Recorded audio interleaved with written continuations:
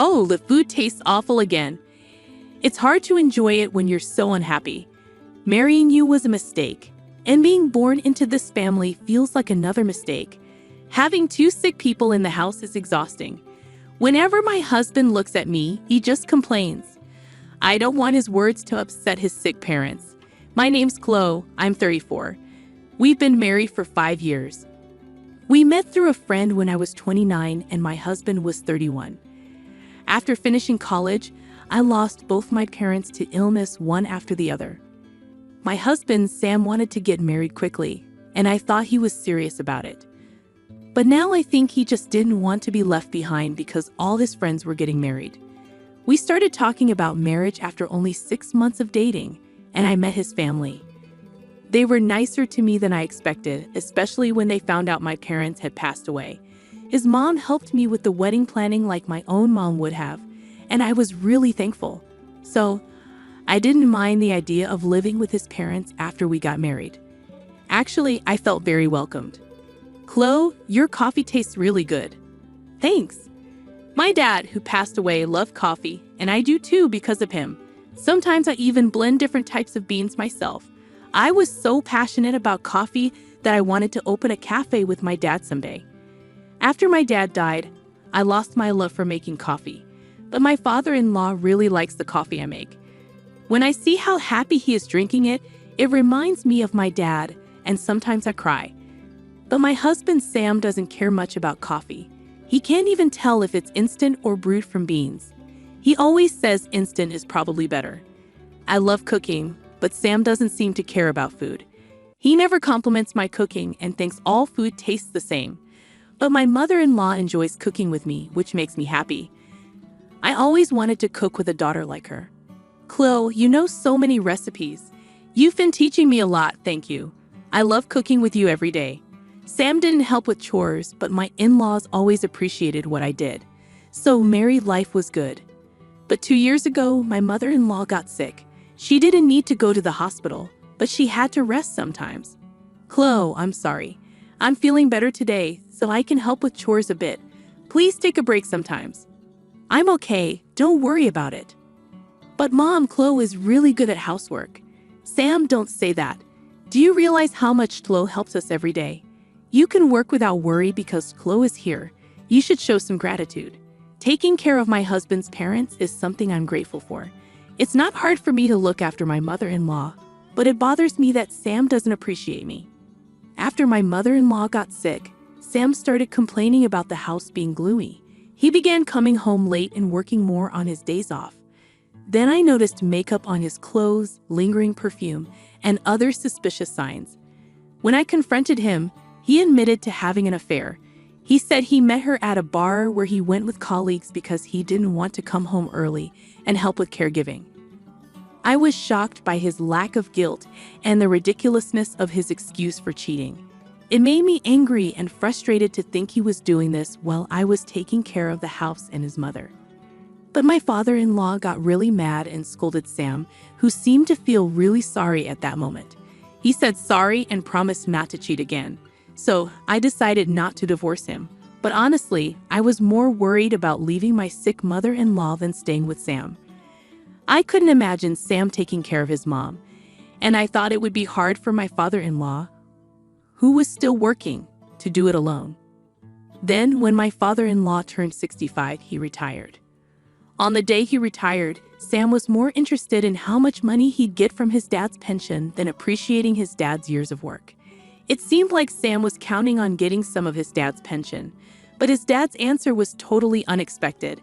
I can't give you any money from my pension. He said, I'll only get enough to live on. What? So why did I put up with everything all this time, taking care of my mother-in-law and living with her? What are you talking about? You barely do anything to help your mom. Just living in the same house doesn't count as taking care of her. After that, Sam's mean words got worse. It seems he only acted sorry when caught cheating because he was hoping to get some of his dad's pension. I should have married a richer woman. This marriage was a mistake. Stop it, Sam. Chloe has been good to you. Shut up. My mom is just a bother. How can you talk about your own mom like that? This house is so sad. I'm stuck with a useless wife, a boring dad, and a bothersome mom. Even though his father-in-law warned him many times, Sam wouldn't listen, so he started working more, even on weekends. I can't help but think he's cheating again, just like before. But then my father-in-law fell in the garden and hurt his back badly, so he couldn't get out of bed. Taking care of my in-laws was hard, but they cared for me and always seemed sorry, so I didn't mind too much. But it bothered me that Sam wouldn't help at all. I'm sure my in-laws would be happier if their own son took care of them instead of me, who isn't related by blood. Sam, can't you help with your parents? Why should I? They're your parents, not mine. Can't you at least be nice to them? I got stuck with a bad wife, and now I'm stuck with bad parents too. I just can't catch a break. I can't help but think my in-laws are the real losers for having a son like me. I still have a feeling that Sam might be cheating, but I can't leave because my in-laws are sick. If I go, Sam will probably neglect them. I don't want to stay married to him, but I can't ask for a divorce because I worry about my in-laws. Then Sam said he was going to Hawaii for Christmas with his friends. You're going to Hawaii for Christmas? Yeah, I'm not spending my holiday in this sad house. I need a break in sunny Hawaii. Don't you want to stay here and spend Christmas with your parents? No way. Who'd want to spend their vacation here? Who I go with is none of your business. Is it a woman? Shut up. Why do you care? You're just like last time, denying everything. He must be cheating again. I wasn't surprised to find out, but I was disappointed in Sam's attitude. He didn't seem sorry at all. It hurt to realize he didn't see me as his wife. I work hard every day. I don't need constant fun. But Sam remarried. Shouldn't we at least have some basic respect for each other? I don't see it that way. You're just here to take care of my parents, like a maid. That's awful. If you feel that way, let's get a divorce. Don't bother me, especially since you have nowhere else to go. Just stay quiet and do your job. I don't want to stay married to him after this. I want to say I'm okay with divorcing him and leave. I can handle it on my own. But now that my in-laws are both bedridden, I can't leave them. But taking care of them is hard, and I don't know how we'll manage if I leave. Even if I put them in a care facility, I don't know if they'll both get in right away, and it's expensive. Can their pensions cover it all? Even if I work, I don't know if I can earn enough. I have my own life to think about too. It's all really worrying. But after everything, I can't stay with my husband anymore. You're worried about Sam, right? Yes, it seems we raised our son wrong. I'm sorry for what he's done to you. You don't have to worry about us. Do what you need to do. That's right, Chloe. You should be free. But I can't just leave. I can't leave everything to Sam. My in-laws care about me so much, even more than their own health. Their words touch my heart, and I feel even more determined not to leave them. And while I stay quiet, my husband talks about his affair like it's no big deal. I'm going out with her again. I'll be back late. Huh? It's better to have dinner with her than look at my face, right? But you know I'm cheating and you still won't leave. So you've basically accepted it, right? It's like you approve of the affair, but nobody has given approval. Staying here means you have. You're just holding on to me because you can't survive on your own. It's really pathetic that I can't even say anything back to my husband who says such hurtful things. I cry in frustration, but when my husband sees my tears, he just laughs even more. It's heartbreaking to see him like this. What am I doing? My in-laws keep apologizing to me for their son's behavior, but it's also painful to see them like that. Maybe it would be better if I wasn't here. Maybe because I'm here, my husband relies on me too much regarding his parents. But even if I feel that way, if my husband doesn't change, I'll regret leaving forever. There's no guarantee he'll change. Then the day before Christmas Eve, my husband brought up divorce. I want a divorce. I prefer younger women. Huh? But you can stay here as a housekeeper, meaning things will stay the same. You'll live here for free, so think of it as your salary. With that, he put a signed divorce form in front of me. I understand. Of course, I won't become a housekeeper, as he suggests. But I also don't want to be his wife anymore. There's a limit to how much you can disrespect someone. I'm sure my husband knows I could leave his parents. That's why he can say these things so boldly. Knowing that makes me even more angry and frustrated. Well, take good care of them, okay? The next morning, my husband left happily for his trip to Hawaii. Even if I left him, I wanted to stay with my in-laws, but it wasn't that simple. I had to let Christmas pass without him. But without him, the day was peaceful, with no complaints. The three of us enjoyed Christmas dinner together, laughing while watching TV. Even though I knew I had to think about the future, I wished this peaceful time could last forever. And then, from the TV, I heard the Christmas song start. Merry Christmas, I'm used to.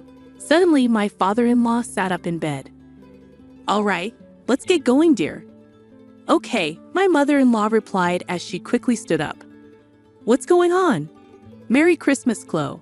Merry Christmas. Merry Christmas, but is your back okay? How are you feeling? When I asked, they looked at each other and smiled. Then my dad gave me surprising news. On December 30th, my husband Sam came back from his trip. He called me sounding panicked. Hey, what's going on? Where are you? I can't reach mom or dad. Well, your parents have been busy with Christmas stuff, so they're resting. Where did you take them? Did you kidnap them? No way. They decided to go on their own. They were supposed to be unable to move. You took them without asking? They can move around just fine on their own. What? As soon as the Christmas song started, my in-laws stood up. Seeing my shocked face, my father-in-law said, "It's time for a fresh start," and laughed. Turns out his back pain had healed, and my mother-in-law had gotten better over the last 6 months. But because of Sam's mean words, my father-in-law made a plan. He told my mother-in-law about it, and she agreed. Since Sam got a job at a big company after college, he became more arrogant.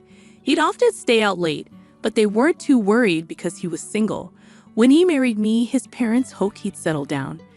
But 2 years ago, when his mom got sick, he didn't take care of her and cheated on me. He acted sorry, but his dad sensed something wasn't right. As his dad's retirement neared, Sam started talking about the pension, showing his greed. They knew he was being fake just to get the money. But when Sam found out there was no pension, he showed his true colors. This confirmed his father-in-law's suspicions. Actually, his dad got more pension, but he didn't tell Sam because he knew Sam wanted it. If Sam had been nice to his mom and me, they would have shared the money with him, even without the pension. It's sad it didn't happen that way, said his father-in-law sadly. When he fell and hurt his back, Sam said, "If you're bedridden now, you'll just be a burden." That made his dad stop seeing Sam as his son. So the parents decided to act like they were bedridden and make plans. He said sorry for causing me trouble. During that time, I noticed a for sale sign on our house. Why was it there? The meaning was pretty clear. Don't waste time. Our house was put up for sale. We moved out. What? I didn't know anything about this. Exactly. I don't want to live with you anymore, so I didn't tell you. My father-in-law bought a new house with his savings. The old house was supposed to be sold by a real estate agent, and we were supposed to leave by Christmas. But since we weren't going anywhere, we waited until yesterday when Sam left for his trip. It was funny how my father-in-law joked about moving when the Christmas songs played, but it felt like a new beginning for me too. All I had left to do was pack my stuff, which was easy. The movers were already booked, and everything was moved out by the 28th. Dad, did Sam get enough money from the pensions? He didn't tell you because he wanted it all for himself. What about the money from selling the house? I'm his son, so I should get a share. It's my right. Your dad is still alive, so it's not inheritance, right? But you know he's determined to spend all his money before he dies, so you won't get anything. He's still my dad. He doesn't want to be your dad anymore. Oh, and don't worry. I've already started divorce proceedings. But he bought a new house. When Dad dies, it'll be mine. Oh, the house my father-in-law kindly put in my name. There might be gift tax, but I think I can handle it with the property I'll get from you. What? This was the second time I caught my husband cheating, and he dumped all of his parents' care on me while he kept abusing me daily. I've been a homemaker for 5 years. With everything considered, I was told I'd get a fair share of our property. My father-in-law already talked to a lawyer about it. Your things are in storage, though there wasn't much. The lawyer has the key and will contact you later. Where am I supposed to go now? I don't know. Figure it out. That's not helpful.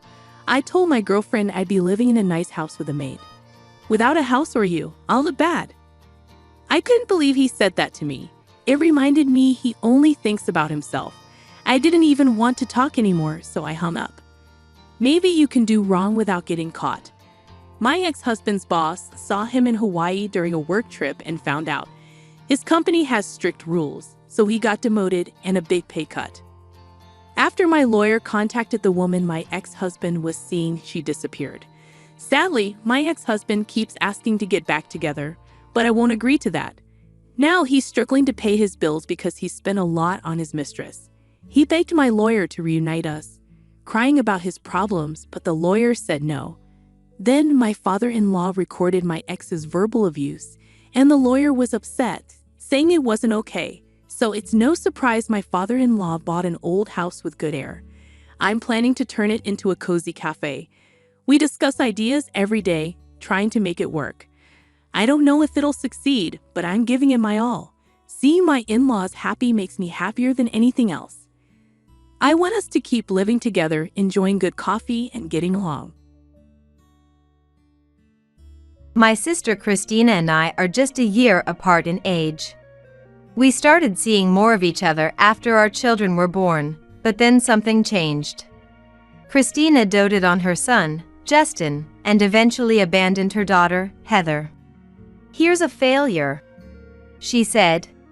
We decided to take Heather in, but calling her a failure was outrageous. Christina would regret giving up her own child. I'm Ryan, 37 years old. I've loved books since I was a kid. I wanted to work with books, so after college, I joined a publishing company. Eventually, I married Brittany, who is 4 years younger than me. And we were blessed with 3 children. When our third child was born, Brittany quit her job to focus on housework and childcare. My work kept me busy, so I couldn't help much with housework and childcare, but Brittany, having worked in the same field, understood my job and managed everything so well on her own. So, I made sure to spend time with our kids on my days off. I have a sister who's a year younger than me.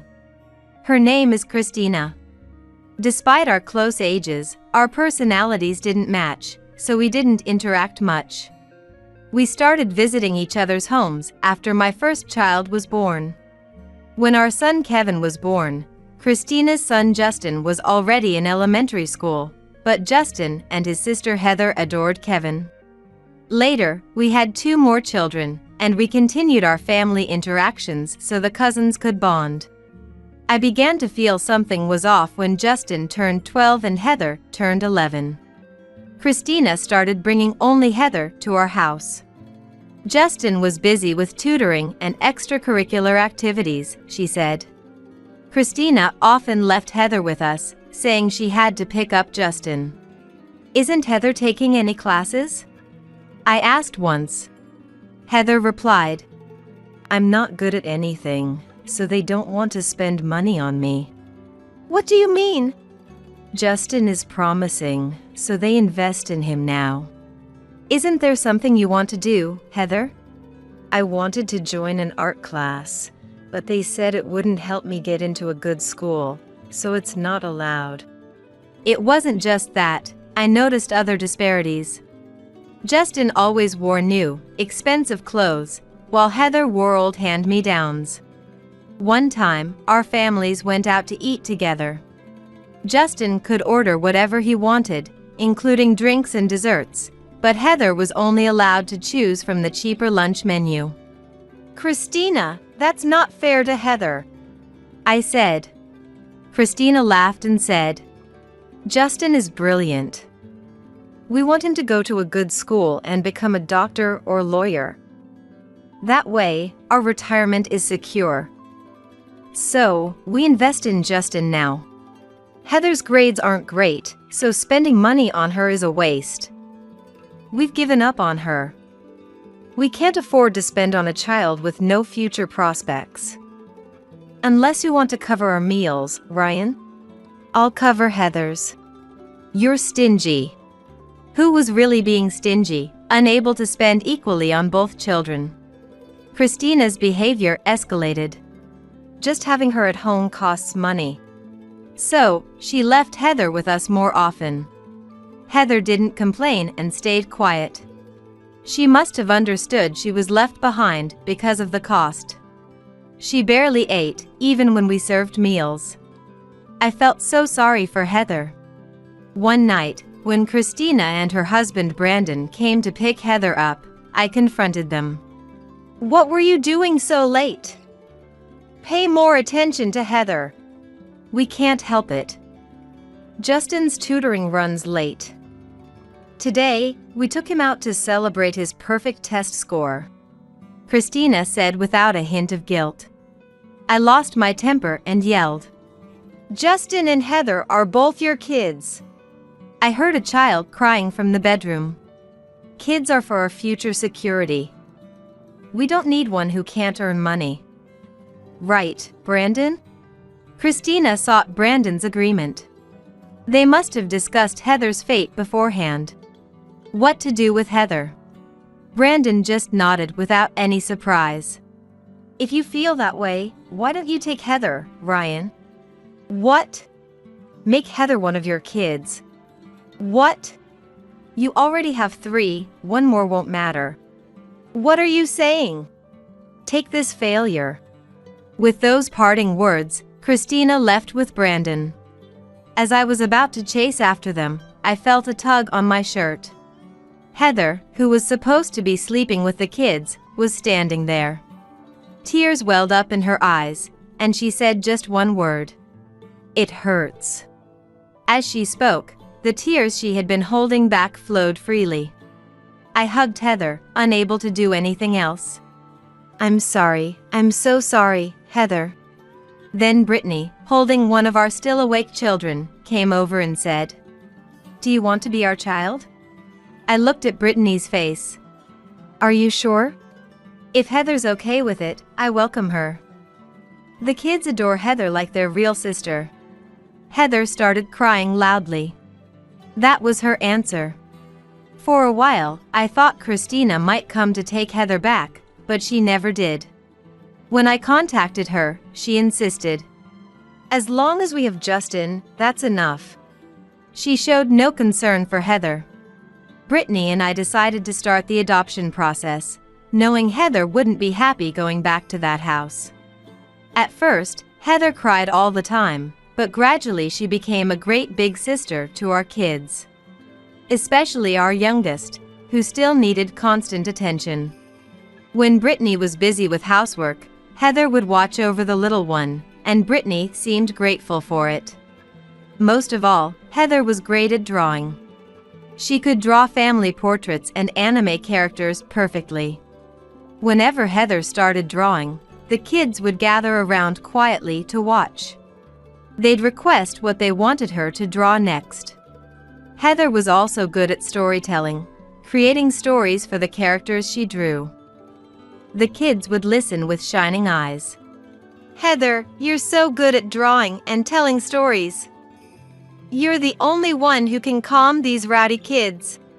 When I said that, Heather smiled shyly. I'm not smart, so this is all I can do. It's a wonderful talent. Not everyone can do it. Even if she wasn't academically gifted like Justin, Heather had many great qualities. Heather was the star of our household. Christina never realized or even tried to see that. She gave Heather up. On Father's Day the following year, after finalizing the adoption, Heather officially became our daughter. That day, the kids gave me a present. A paper plate with a crayon drawing of me on it. The plate had holes punched in it with a ribbon threaded through, so it could be hung on the wall. You drew this well. Heather taught you, right? When I said that, Kevin, who had just started elementary school, smiled happily. Then, Ryan. Heather had called me that way since she was little. Even on this day, now that we were family, she still called me like that. But maybe she thought of me as Dad. This is a Father's Day present. What she handed me was a neatly wrapped, ribbon-tied gift. What? You're giving this to me? Yes. When I opened the package, a mug came out. It must have been just a plain white mug originally, but it was decorated with illustrations, probably done with special pens. It said "Thank you, Dad," along with the drawings. Heather. Was it really okay for me to receive this? Maybe she had wanted to give it to her real dad. Heather, is this okay? I made it for you, Ryan. Thank you. I'll treasure it. I vowed to myself to make Heather happy. After that, our interactions with Christina's family ceased. We had maintained the relationship for the cousins' sake, but now Heather was with us. Justin must be busy and doesn't have time to bother with us. Christina, focused on Justin, never reached out. Only once did she call when Justin got into the best high school in the area. How about it, Ryan? Isn't Justin amazing? All that expensive tutoring paid off. That's great. Congratulations. I should send a gift to celebrate. No need. We only have one child, but you have 4. It wouldn't be fair for us to receive just one gift while we have to send 4 for your kids. So, no thanks. Besides, I doubt Heather will get into a good school. She might as well start working. Or maybe she can babysit your kids at your place. Don't joke. Heather is our child now. We'll make sure she at least finishes high school. If she wants to go to a good school, we'll support her. The kids are like siblings now. Heather is a great big sister. Don't ever call her a babysitter again. Oh, scary. Do as you like. I wonder if you can afford to send 4 kids to school on your salary. Even though I said we wouldn't let the kids feel uncomfortable, life was tough. Could we really raise and send 4 kids to school? Owning a home seemed like a distant dream. Brittany sighed as she looked at the budget. Brittany, is it tight again this month? I'm sorry. It's okay. When the kids get a little older, I'll look for a job. Brittany always said that. Justin passed his exams. That's good. But is it really what Justin wants? Justin had worked hard to meet his parents' expectations, but things didn't go smoothly after that. In reality, he struggled with college entrance exams. When he couldn't get into the university Christina and Brandon had chosen, he became withdrawn. I never thought Justin would fail, Christina said when she called for the first time in a long while. I remembered when Christina left Heather behind. She called Heather a failure back then too. What do you mean by failure? Is it only a failure if he doesn't become a doctor or lawyer?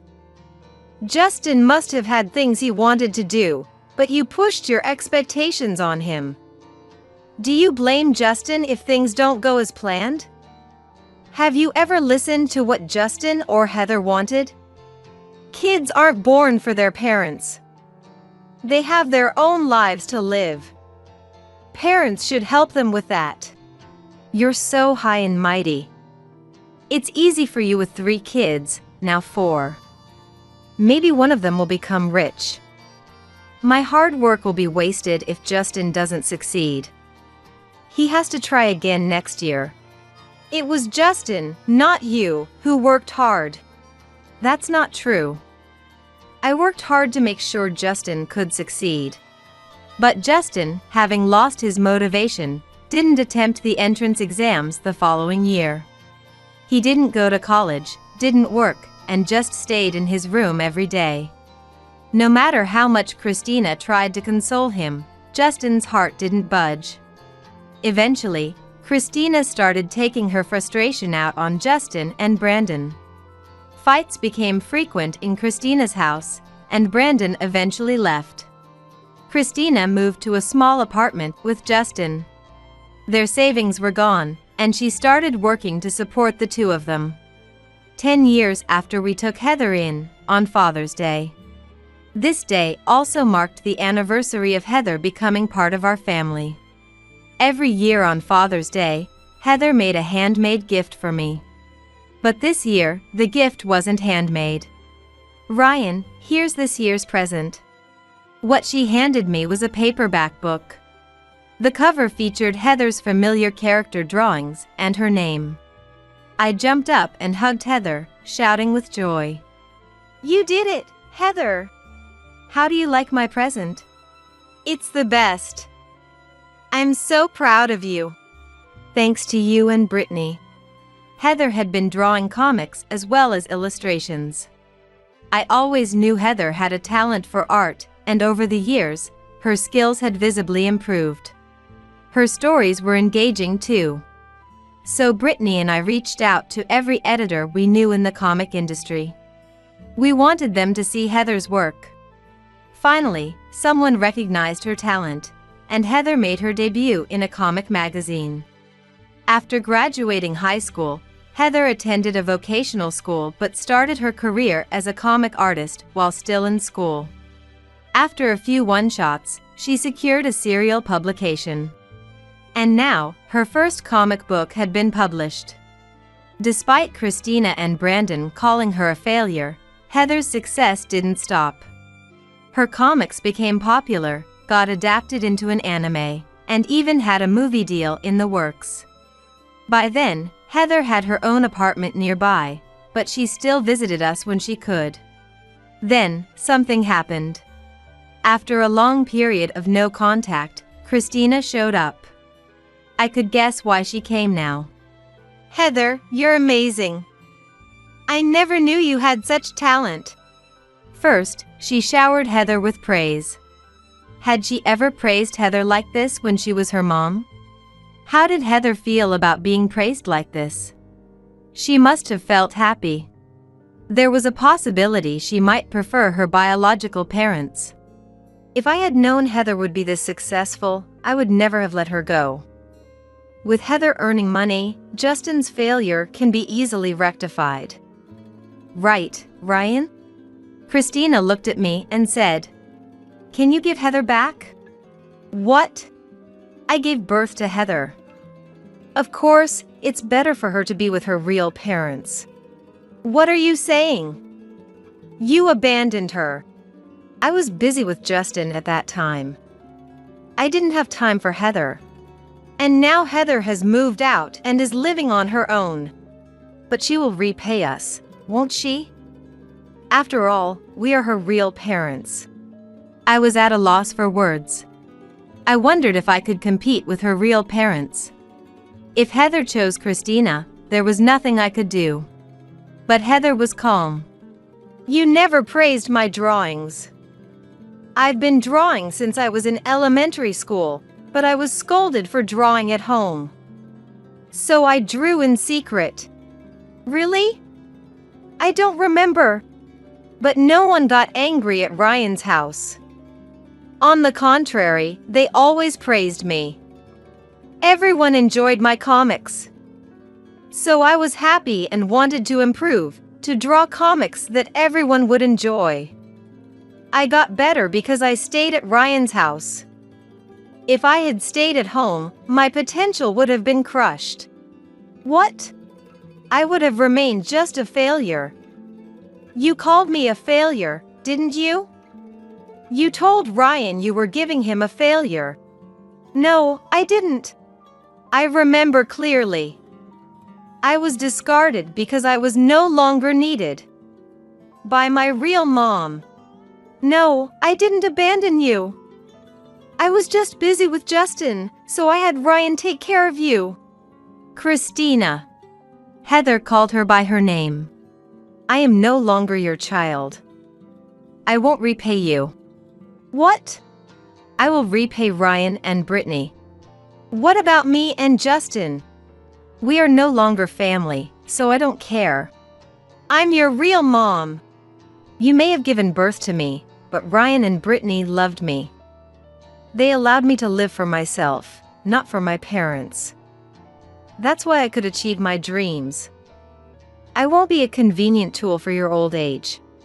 Christina just stood there, mouth agape. After that, Justin found a job far away and moved out. Justin finally started living his own life. Christina, who tried to control her children's lives for her own sake, ended up with nothing. The following Father's Day, we moved into our long-awaited house. It was a Father's Day gift from Heather. Heather said she bought the house so the whole family could live together. We moved from our cramped apartment for 6 to a spacious house. Heather rented a separate workspace, but said she would spend time at this house whenever she could. As if that wasn't already a dream come true, Heather called us Dad and Mom. For the first time. Dad, Mom, thank you. Thank you for making me part of the family. We should be thanking you, Heather. Thank you for becoming part of our family. Wait a minute! You stupid wife! Remember this! Of course, I have no intention of remembering. Behind me, a noisy woman is clutching her stomach and desperately shouting at me, but I don't care. Besides, this is the first time I've run this hard since becoming an adult. Come to think of it, I was pretty fast on my feet during my school days. That thought crossed my mind. I'm out of breath and it's hard, but strangely, I feel exhilarated. I'm free from now on. My name is Lisa. I'm a 35-year-old office worker. I work in the administrative department of a major corporation. It's not that I have high expectations, but before I knew it, I was not just in my 30s but almost in my 40s. It's not that I don't want to get married, but as my years of service have increased, thankfully so has my salary, and I can live alone if necessary. However, there are times when I feel lonely. It seems like it's time to seriously consider getting a cat. While lost in thought during work. Lisa, you're daydreaming again during work. It's not a good example for your subordinates. Ryan, a salesperson from a client company, peeked at my face and spoke to me. He's about the same age as me, but looks so young that he could pass for his 20s. My colleagues also said he was handsome.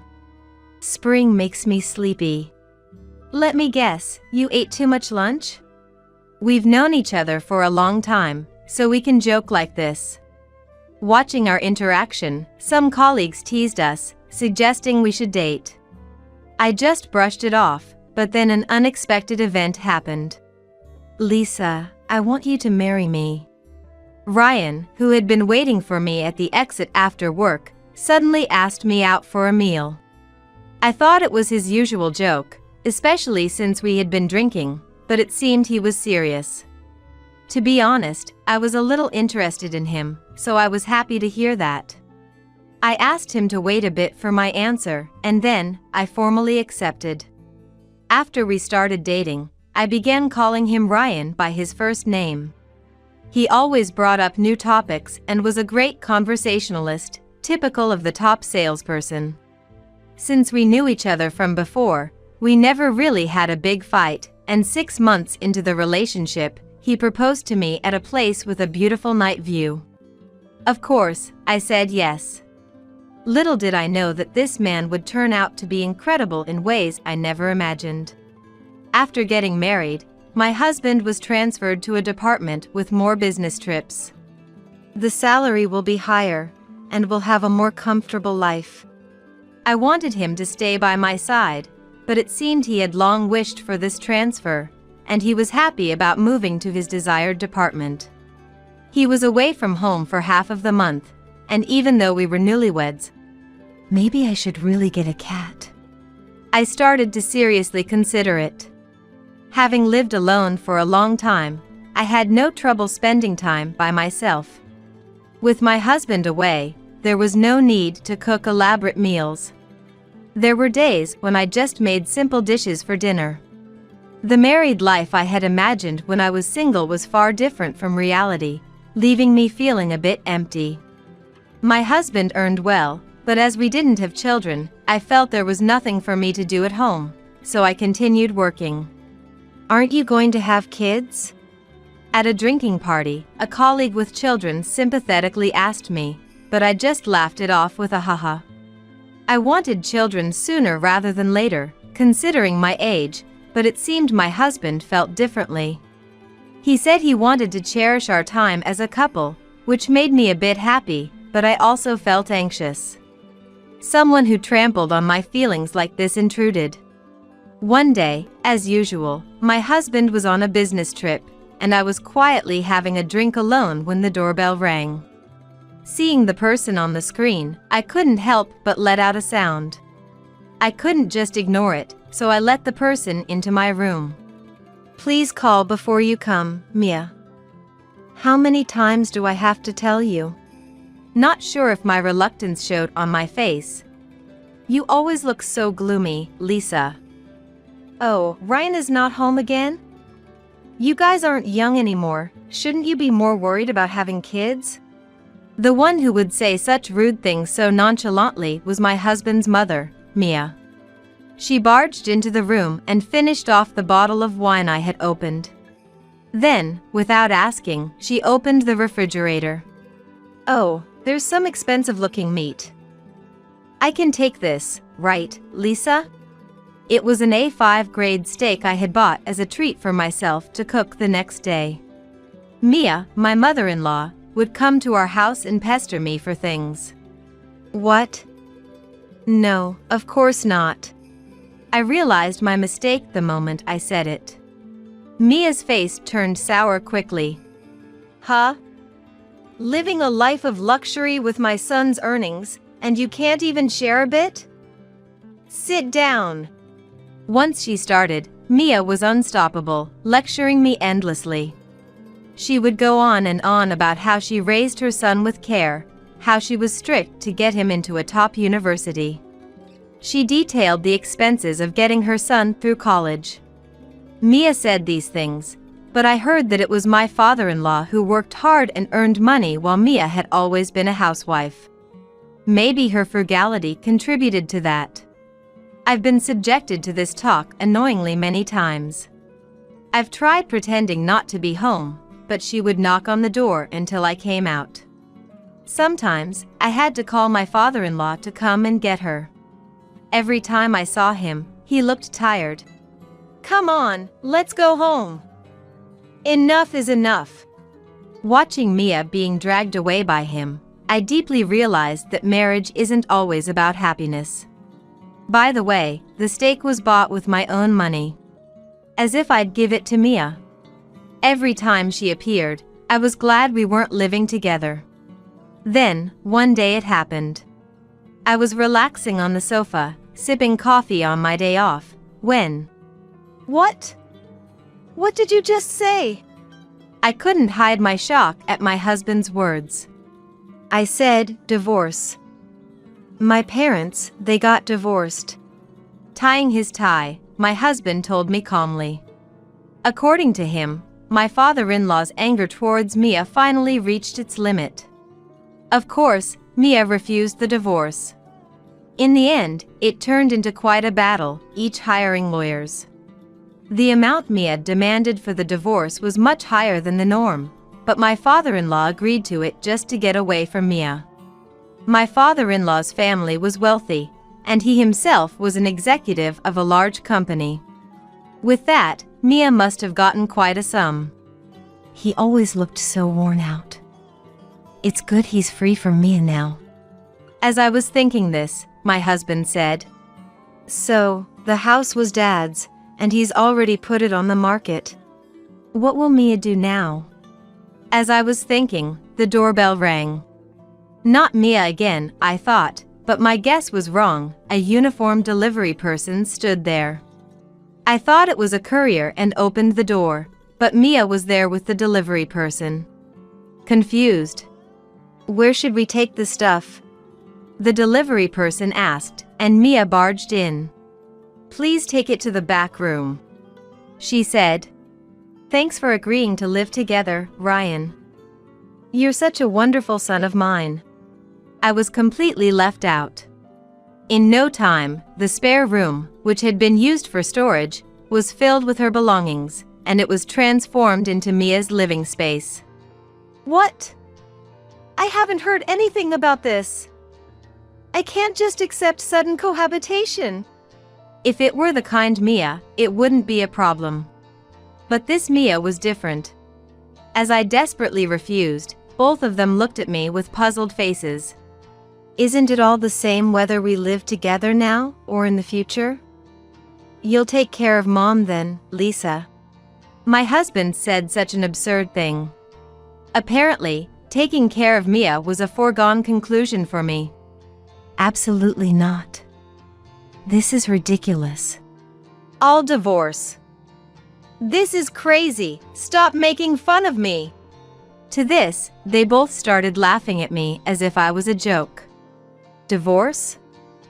Try it. You'll be the pathetic one, you know? You should be thankful I even married a leftover like you." Hit with such harsh words, I felt everything go dark before my eyes. My husband said he married me for his social status. As he got older, more people around him were married, and marriage was a status symbol in society. He chose me because of my decent looks and good reputation, and he thought I seemed obedient, he said with a laugh at the end. "I'll never sign the divorce papers." "Well, I'm off on a business trip again, so I'm leaving now." Saying this, he left the house humming, leaving behind both me and the detested Mia. Watching me stand there dumbfounded, Mia said, "How pitiful, a woman unloved by men." She retorted, laughing at me. "You're one to talk, having been divorced yourself." That's what I said. Mia screamed, but I couldn't afford to waste my energy on this woman. I locked myself in my room, pondering how to get a divorce in my favor.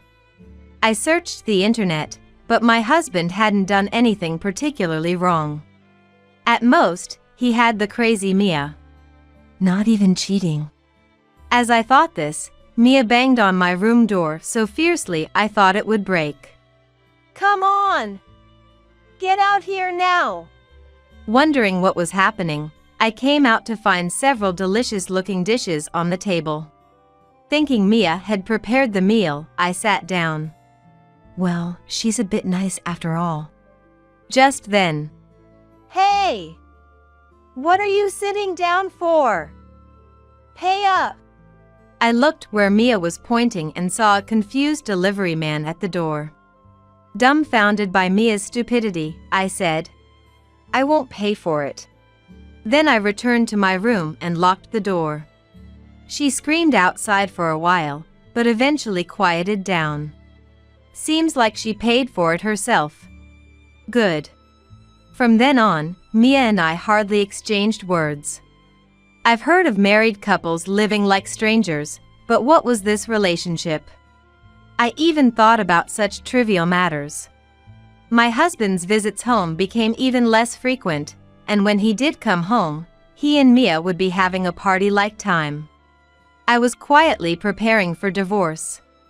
The more I researched, the more shocking secrets about my foolish husband came to light.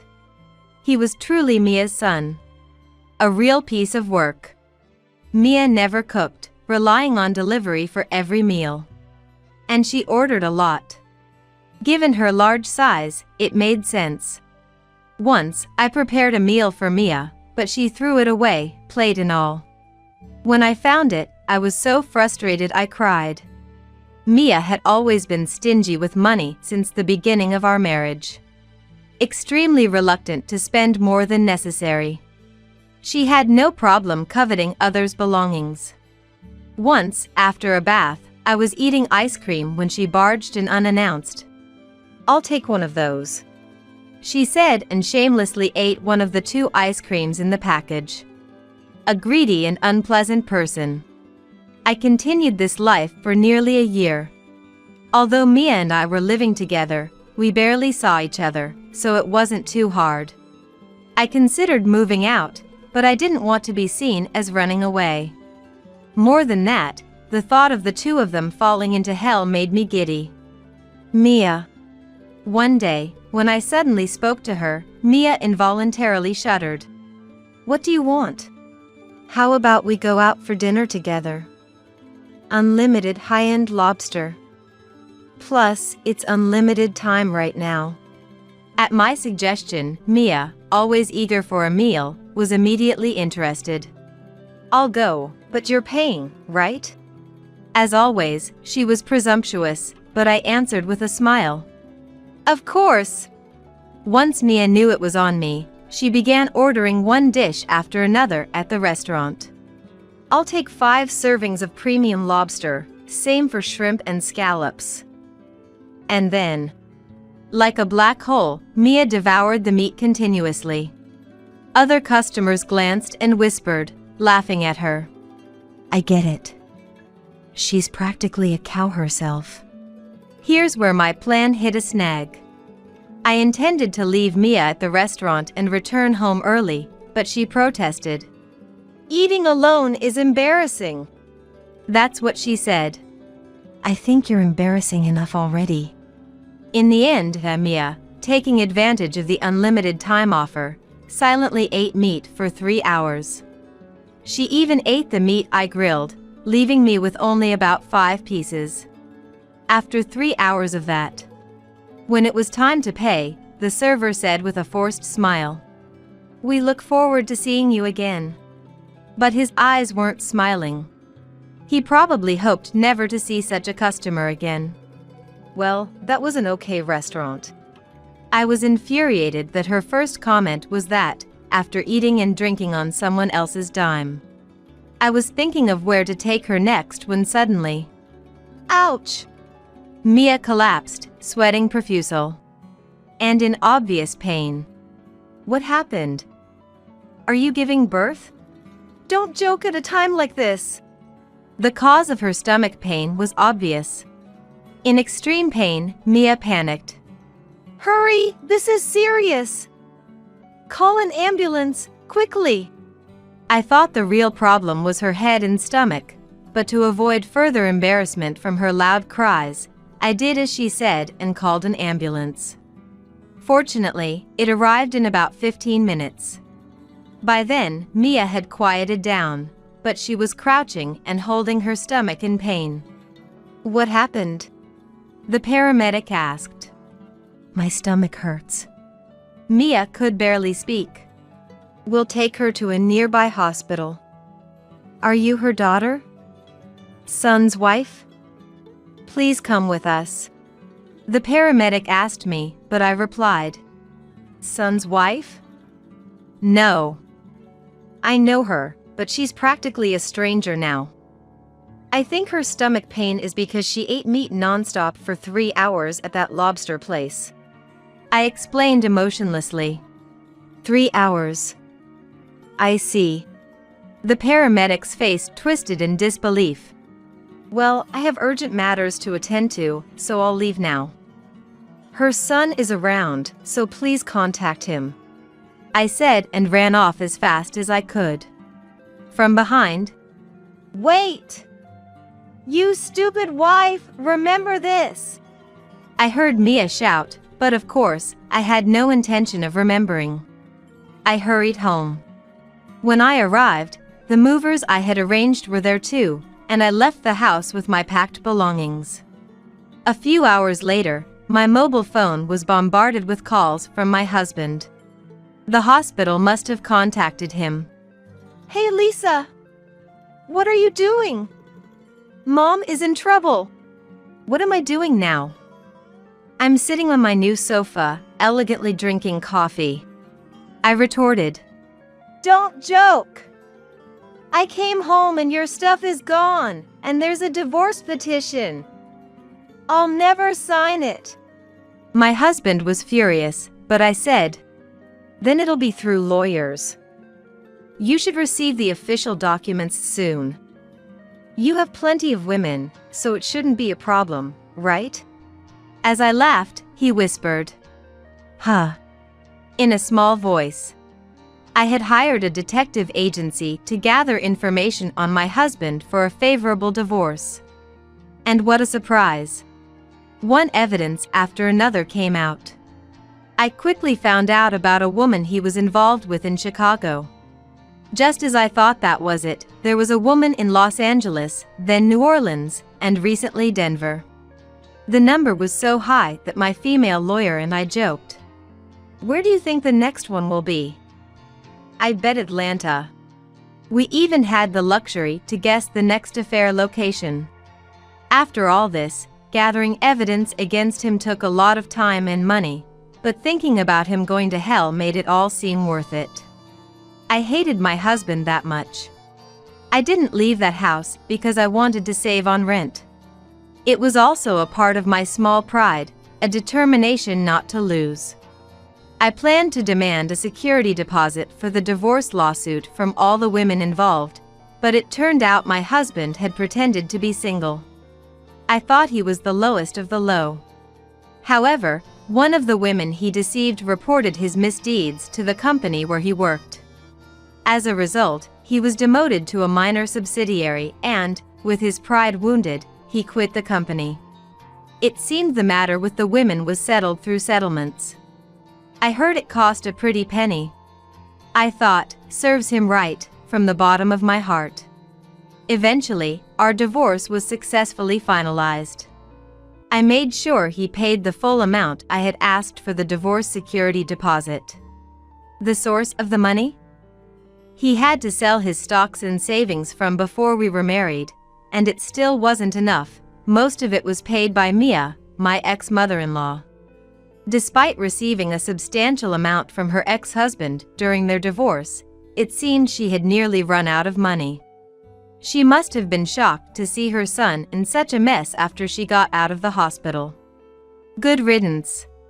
By the way, Mia's stomach pain turned out to be appendicitis, not food poisoning.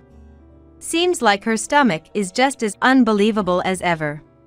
Mia always focused on academic credentials, but I thought she should have taught her son other important lessons. As for my ex-husband, his final choice of woman was, disgustingly, a colleague from my workplace. It was the same married colleague who kept nagging me. "Aren't you going to have kids?" Having an affair with someone else's husband while being married herself, how foolish. I made sure to demand a security deposit from her. But this colleague hadn't realized she was just one of many, and their relationship ended quickly. It seems she got divorced too. Once, on my way to work, I saw my ex-husband and Nia in shabby clothes. The once handsome man had lost his hair due to stress, looking like a defeated samurai. Almost unrecognizable, appearing in his 50s. Mia, once so plump, had lost a lot of weight. They both looked like they were living on the streets. It was none of my business. As for me, I continued working but requested a transfer to an affiliate company. Thankfully, my take-home pay remained the same, and I continued my previous lifestyle. One thing has changed. When I come home and say, "I'm back," 2 adorable cats come to greet me, twining around my feet. "Wait a bit, I'll feed you soon." A friend was looking for a home for 2 sibling cats, and I finally got my long-desired pets. For them, I moved to a pet-friendly apartment. Every day is now a storm of affection. For now, I've had enough of marriage. I plan to spend my days happily with these cute cats. Turns out, she's just cuter and more vulnerable than you, which makes me want to protect her. You know, men are drawn to protect women who appear weaker. My husband boasted, his face swollen with arrogance. This came after I'd stumbled upon his affair and confronted him, only to be met with a string of excuses and outright defiance. He sought my agreement, but there was no way I could nod along. Furthermore, he had no intention of leaving me or breaking things off with his mistress. Continuing a marriage with such a man was out of the question. So, I packed my bags, returned to my childhood home, and vented to my brother, Daniel. After hearing me out, Daniel broke into a broad smile. "Well, that's great news. What's great about it?" Hearing about my sister being cheated on, and his first reaction is "that's great?" I couldn't help but yell at him, but Daniel just kept smiling. And then, I noticed the fierce anger hidden behind his smile, an emotion that didn't quite match his expression. "My name is Arya, and I'm 31 years old. Anthony, my husband, was a colleague at the same company. Since joining, we'd consult each other on work, collaborate, and eventually became friends who could talk about anything. We'd often go out for drinks, discussing not just work but also personal matters, deepening our bond. After a company party a few months later, Anthony confessed his feelings for me as we were leaving. Attracted to his bright, sociable nature and his kindness, I didn't hesitate to accept his proposal, and we began dating. Our relationship flourished as we continued to share meals and consult each other on work. Both of us loved exploring new places, leading to trips on weekends and vacations abroad. Spending more time with Anthony, I found myself increasingly drawn to him, eventually realizing I wanted to be with him forever.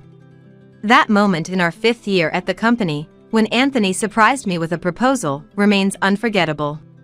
In a private room of a glamorous restaurant, opening the ring box, I was so moved that tears wouldn't stop. I had no reason to refuse, so I immediately accepted the proposal. We both loved breathtaking views, especially the sea, where we had many memories, so we decided to have our wedding in a place overlooking the ocean. Blessed with good weather, it was the best day. I enjoyed my work and wanted to continue discussing it with Anthony even after getting married, but working in the same environment as a couple was difficult, so I ended up transferring to another branch, although my job didn't change much. 3 years into our marriage, we were still happily living together. We would dine out several times a month and travel a few times a year. Our relationship with Anthony's parents was good, and we were living a happy married life. To anyone looking in, we must have seemed like the perfect couple. Indeed, I felt that way too. But that feeling lasted only until this day. Since the next day was a holiday, we had planned to dine out late after work, as we usually did. However, when work was winding down, I received a message from Anthony. "Sorry, Arya. I got invited to dinner by a client tonight, and I can't say no since they've been really good to us recently. I won't be able to make it to our dinner." I felt lonely but said, "I see. Can't be helped. I was looking forward to trying that restaurant, so let's go another time." "Sure, I'll make it up to you. I'll probably be late tonight, so don't wait up. Bye." Anthony quickly ended the call. As I was about to leave work, my phone rang again. It was from my friend Camila. "Hello? Hey, Arya. Are you free tonight? Wanna grab a drink? It's been a while." Actually, that works out. Anthony is out to dinner with a client tonight. Camila is my best friend. We're colleagues at the same company, though now we work in different departments. She gave a speech at my wedding and sometimes comes over to our place. Since she and Anthony were also hired at the same time, we've hung out as a trio several times, being drinking buddies with Anthony.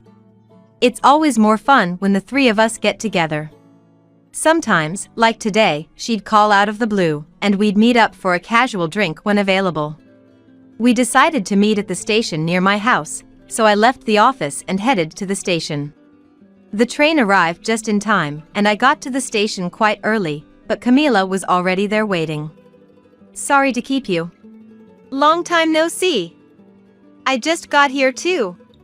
After exchanging a few words, we headed to a restaurant. There's a fairly large entertainment district on the way from the station to our house. And we entered a restaurant just off the main street of this area. We started with a toast with beer and then moved on to catching up, as usual. "How's it going recently? Anthony doing well?" "Yeah, he's fine. Just the usual, you know? Work has settled down for now, so it's not as busy or tiring. How about you, Camila? Were you working around here today? Exactly. This area falls under my jurisdiction, so I come here occasionally. On the contrary, I've been swamped with clients since the beginning of the month. I'm truly exhausted every day. At this rate, no man will come near me. Camila is the epitome of a career woman. Though attractive in face and figure, her blunt personality and strong will seem to keep men at bay. After sharing what's on our minds and feeling the mutual encouragement to keep pushing forward, we left the restaurant in the usual high spirits. This entertainment district has a really nice vibe. Mind if we take a slow walk back? To that, I replied. Sure, a walk to the station will help sober us up. And so, we decided to stroll through the bustling streets towards the station. As we walked, our conversation continued. Arya, you're lucky. You've got a good husband, and it seems like your married life is going well. Are you thinking about having kids anytime soon? Well, we don't really talk about it much. We both love our jobs, and I worry about how pregnancy might affect my work. We're thinking someday, but it's hard to find the right timing. While discussing this, a certain restaurant came into view. It was the place Anthony and I had planned to dine at tonight. The windows were absent, replaced by glass walls allowing a dim view into the elegant interior. The orange chandeliers inside, deliberately subdued, caught my eye. Just as I thought, I'd like to come here next time, I recognized a familiar figure. I stopped in my tracks. Arya, what's wrong? Unable to respond to Camila, my gaze was fixed on the restaurant. There was Anthony, seated across from an unfamiliar woman. She appeared slightly younger than me, dressed in revealing clothing. Anthony had said he was dining with a client tonight, but the woman across from him hardly seemed like a business associate. They were chatting and laughing together. Isn't that Anthony? What's going on? Camila seemed to have noticed Anthony inside as well. I was too shocked to know what to do. Seeing my state, Camila suggested, Arya, maybe you should confront him directly? Yeah, you're right. I took out my mobile phone from my bag and took a photo of Anthony and the unknown woman. As I began to calm down, anger started to bubble up. Upon reaching the station, Camila offered, Should I come with you to confront him? Having both of us there might make Anthony more likely to tell the truth. Thanks, but it's a family matter. I'll talk to him myself. I declined her offer and we parted ways. On my way home, I struggled to contain the growing anger. About an hour after I arrived home, Anthony returned. I'm home. Welcome back. How was dinner with the client? It was tough, you know. They wanted to go to a second place, and they drink a lot. But I think I made a good impression. Right after he finished speaking, I pointed my mobile phone at him, showing him the photo. This person is from your client? She looks quite young.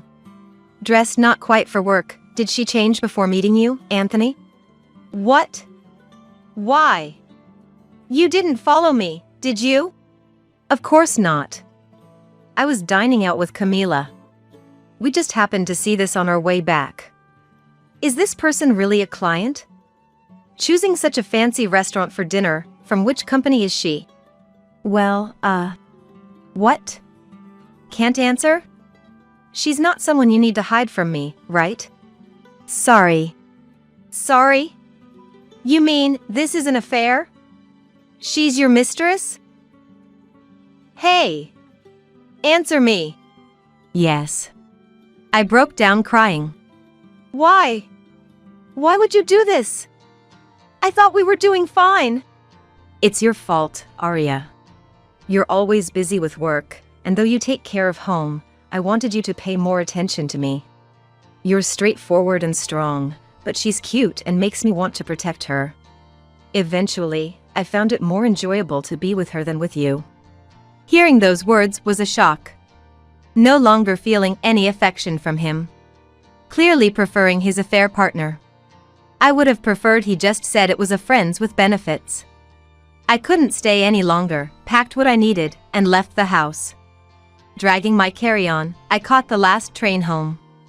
The journey back home felt longer than usual. I don't remember what I was thinking. Maybe I was too hurt to think about anything. Next thing I knew, I was in front of my parents' house. I had a key but hadn't called ahead, so I rang the doorbell. Daniel, my brother, opened the entrance door. Daniel? Hey! Long time no see. What brings you here at this hour? Daniel is a workaholic. After graduating, he worked for a major company for 3 years before starting his own business. His sales have been growing steadily, and now he's the president of a company with dozens of employees. He hardly ever comes home, and he couldn't even attend my wedding due to an important business meeting. I knew Daniel got married a year ago from our parents, but since there was no wedding ceremony, I had only briefly greeted his wife, with whom I hadn't formed a close connection. It had been years since I last saw Daniel. Daniel, what about you? How are mom and dad? Haha. What about me? It's my parents' house too. I finally got a long vacation, so I thought I'd come back and do some filial piety. By the way, they're currently on a trip to Hawaii, using the travel vouchers I gave them. Never thought I'd be house-sitting. His cheerful demeanor hadn't changed. A bit too carefree, but he's the type to make bold moves. I could imagine his employees finding it a pleasant place to work. So, what brings you here at this time, Arya? I was taken aback by Daniel's presence, momentarily forgetting why I had come home. Sorry. I just had some trouble at home. I was hoping to stay here for a while. Ah, of course. It's not my house, but it's fine. Your room is available, so come on in. Once you're settled, I'll make some coffee and you can tell me all about it. I felt comforted by Daniel's warmth. After setting down my bags, I decided to take a shower to freshen up. I felt a bit better, but I couldn't calm down. Anger was bubbling up inside me. When I entered the living room, Daniel was watching TV. Refreshed? I'll make some coffee then. As Daniel turned off the TV and I sat down, I began to tell him about the day's events over coffee. How we had been getting along as a married couple. How we had planned to go out to dinner as usual. How he canceled because he said he was going out to dinner with a client. How I ended up drinking with Camila. And, showing the photo on my mobile phone to Daniel, I told him. On the way back from drinking, I saw Anthony and this woman at the restaurant we were supposed to go to. When I confronted him after he came home, he admitted to having an affair with her, saying she was cuter and made him want to protect her more than me. I told the story through tears. Daniel listened to me until the end, looking at my mobile phone. When I finished, he looked up and said something I never expected. I thought Daniel would comfort me, tell me to leave such a man, and be on my side. However, Daniel, with a wide smile, said, Arya, that's great. I slammed my hands on the table and stood up in disbelief. How is that great? I said, returning to my room. I couldn't understand why Daniel would say that. Just thinking about it made me even angrier. I shouldn't have said anything. I regretted talking to Daniel as I lay down on the bed. I didn't want to return to the house where Anthony was, so I stayed at my parents' house. Daniel and I didn't talk much after that day. It was tough that I commute to work from my parents' house during the weekdays. It took twice as long as usual. I spent my time thinking about how hard it would be to file for divorce and demand compensation.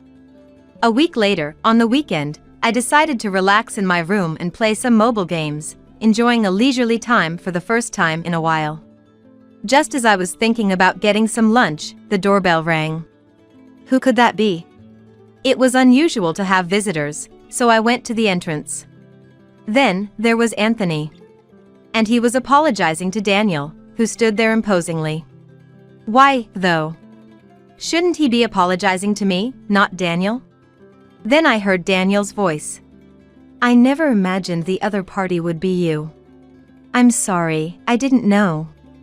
Anthony was still apologizing to Daniel. Layla's cuter and needs protection, huh? Layla?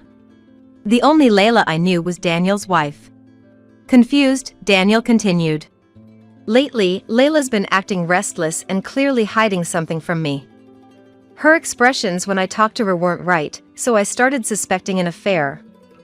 I was considering hiring a detective, and right then, Arya came back home. I was shocked when Arya showed me a photo of your affair, and there was Layla in it. Sad but also surprised that it was a family member involved.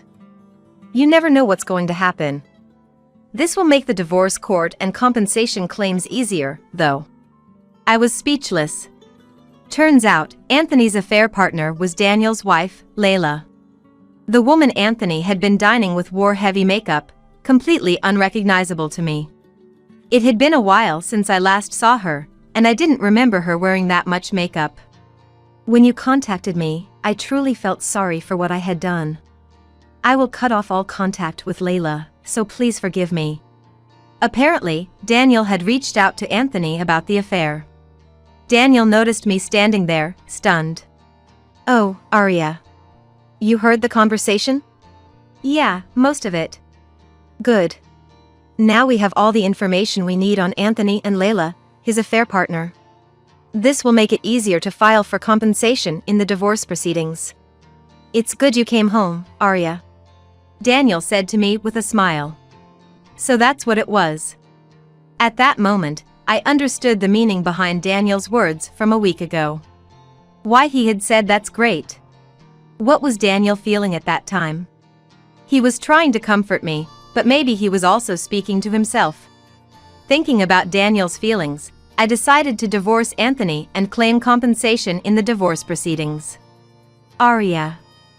It's my fault. Please forgive me.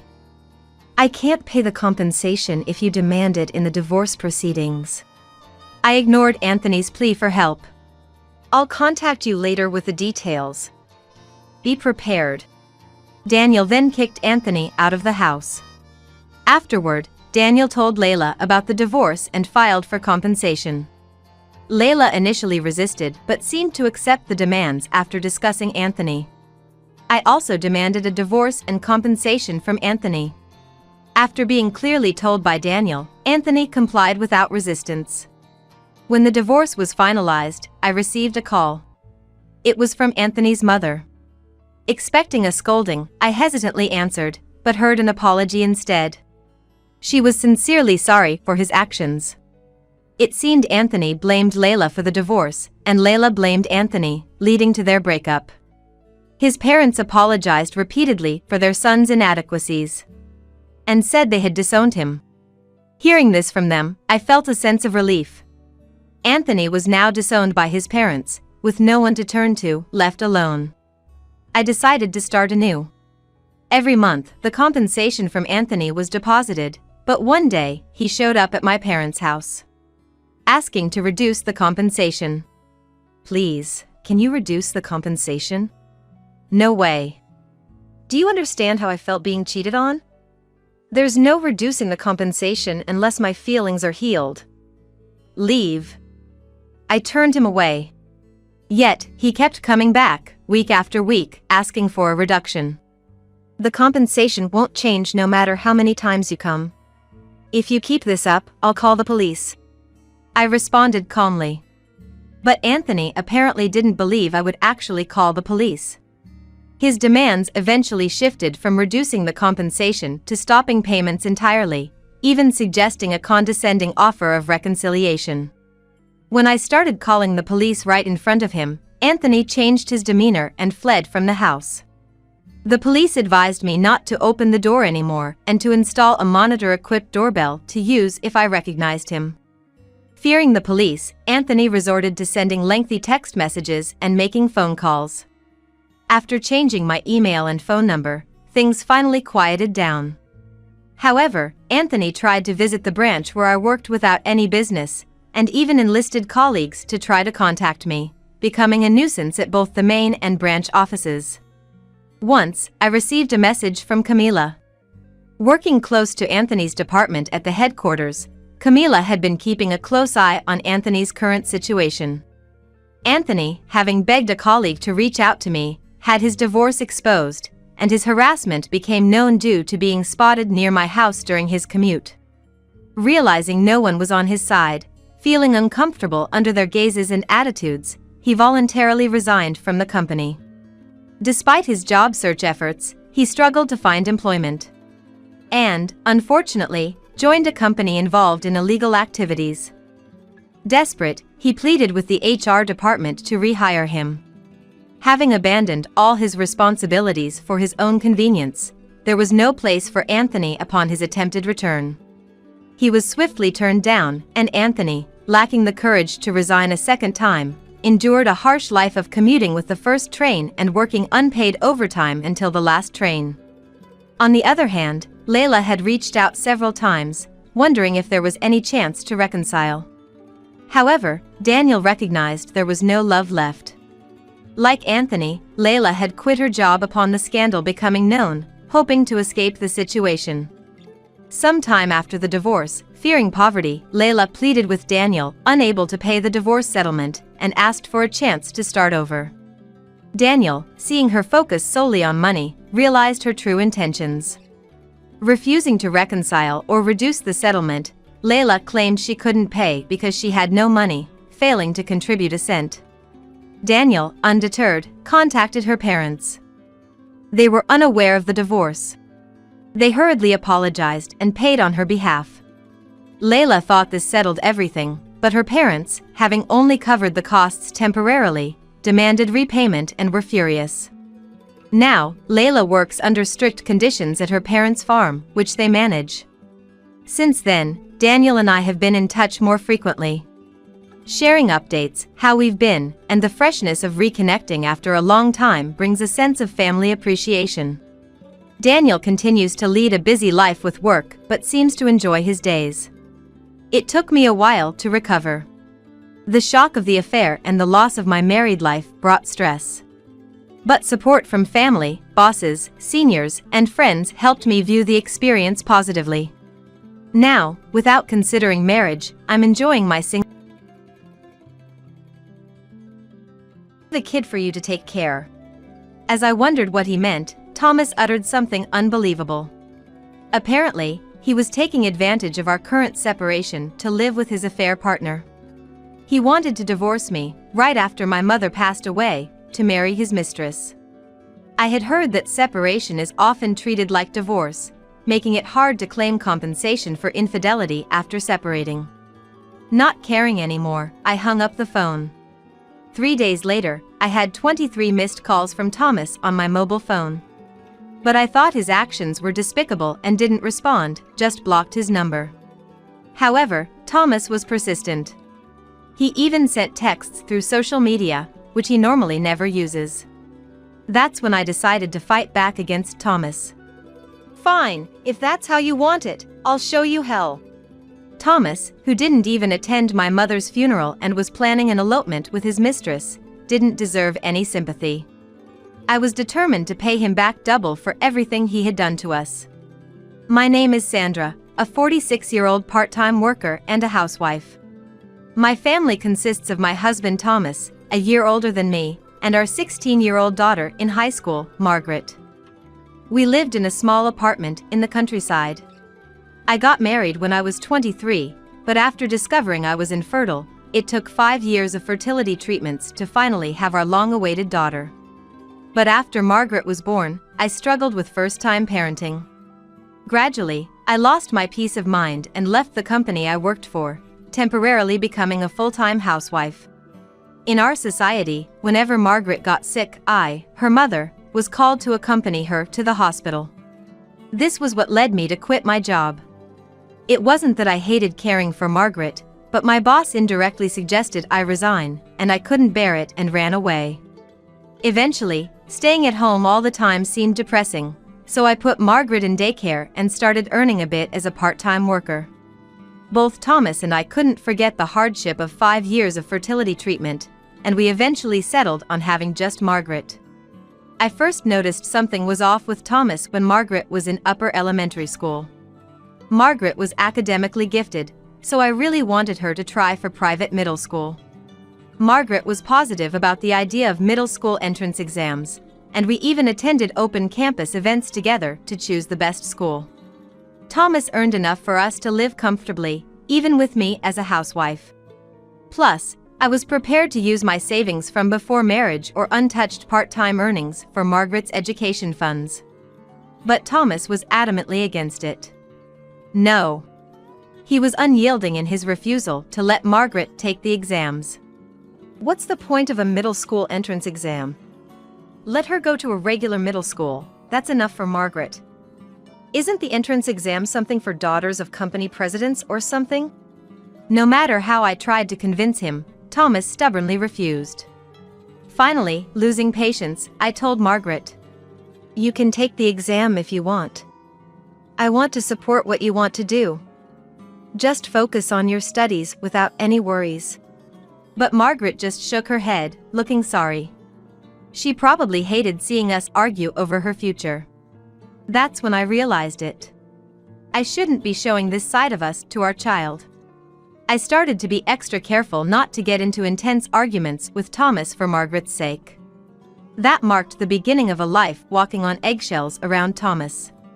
But the more I tried to be careful, the more sensitive I became, and even trivial things would turn into arguments. Hey, I've been meaning to say this for a while. Isn't this stew too salty? I've always hated this kind of seasoning. Thomas suddenly confessed that he never liked my cooking. After our argument about the entrance exam, it seemed like he no longer held back. He started criticizing without care. For example, he started saying he didn't like Worcestershire sauce or that he always hated the tomatoes in his sandwiches. He kept going on about it at the dinner table, making me feel quite bad. So, reluctantly, I stopped adding tomatoes, which I used to make the dishes look good, and carrots, which he also said he didn't like. "I don't want your lunch anymore. It doesn't look good and I lose my appetite." I responded to his requests, but to that he threw away the lunch I made. Fed up with his constant complaints, I finally exploded in anger. "Then eat out. If you're going to complain that much, I won't make your sandwiches ever again." And from that point on, I stopped making sandwiches for Thomas altogether. A turning point came sometime later. It was when Margaret, who was attending a public middle school, was about to face high school entrance exams. Despite attending public school, she participated in an archery club outside of school and achieved a national competition placement. Margaret was also academically successful and skilled at piano, a hobby I had introduced to her. She always looked forward to her weekly lessons. She was an all-rounder, diligent, and even serving as the vice president of the student council. Although I had reluctantly made her give up on middle school entrance exams, I hoped this time she could attend the high school of her choice. When I asked about her preferred high school, she named a renowned private school within the state. "I wasn't sure if I should say it, but I really want to go here. It's a prestigious school for archery, and I'll work hard for it." I nodded emphatically at Margaret's words. Margaret had started to accommodate her father Thomas, always putting herself last. She would decline offers to buy books or clothes she wanted. "It's okay." Even when I gave her these as birthday gifts, she looked apologetic. Seeing my child like this filled me, as a mother, with a sense of helplessness. That's why I wanted to make her bravely spoken dream a reality. I reassured her that we could afford it with my savings and education insurance. However, when I informed Thomas about Margaret's educational aspirations, predictably, he flatly refused. "No way. Attending a private high school in the state means she can't commute from here.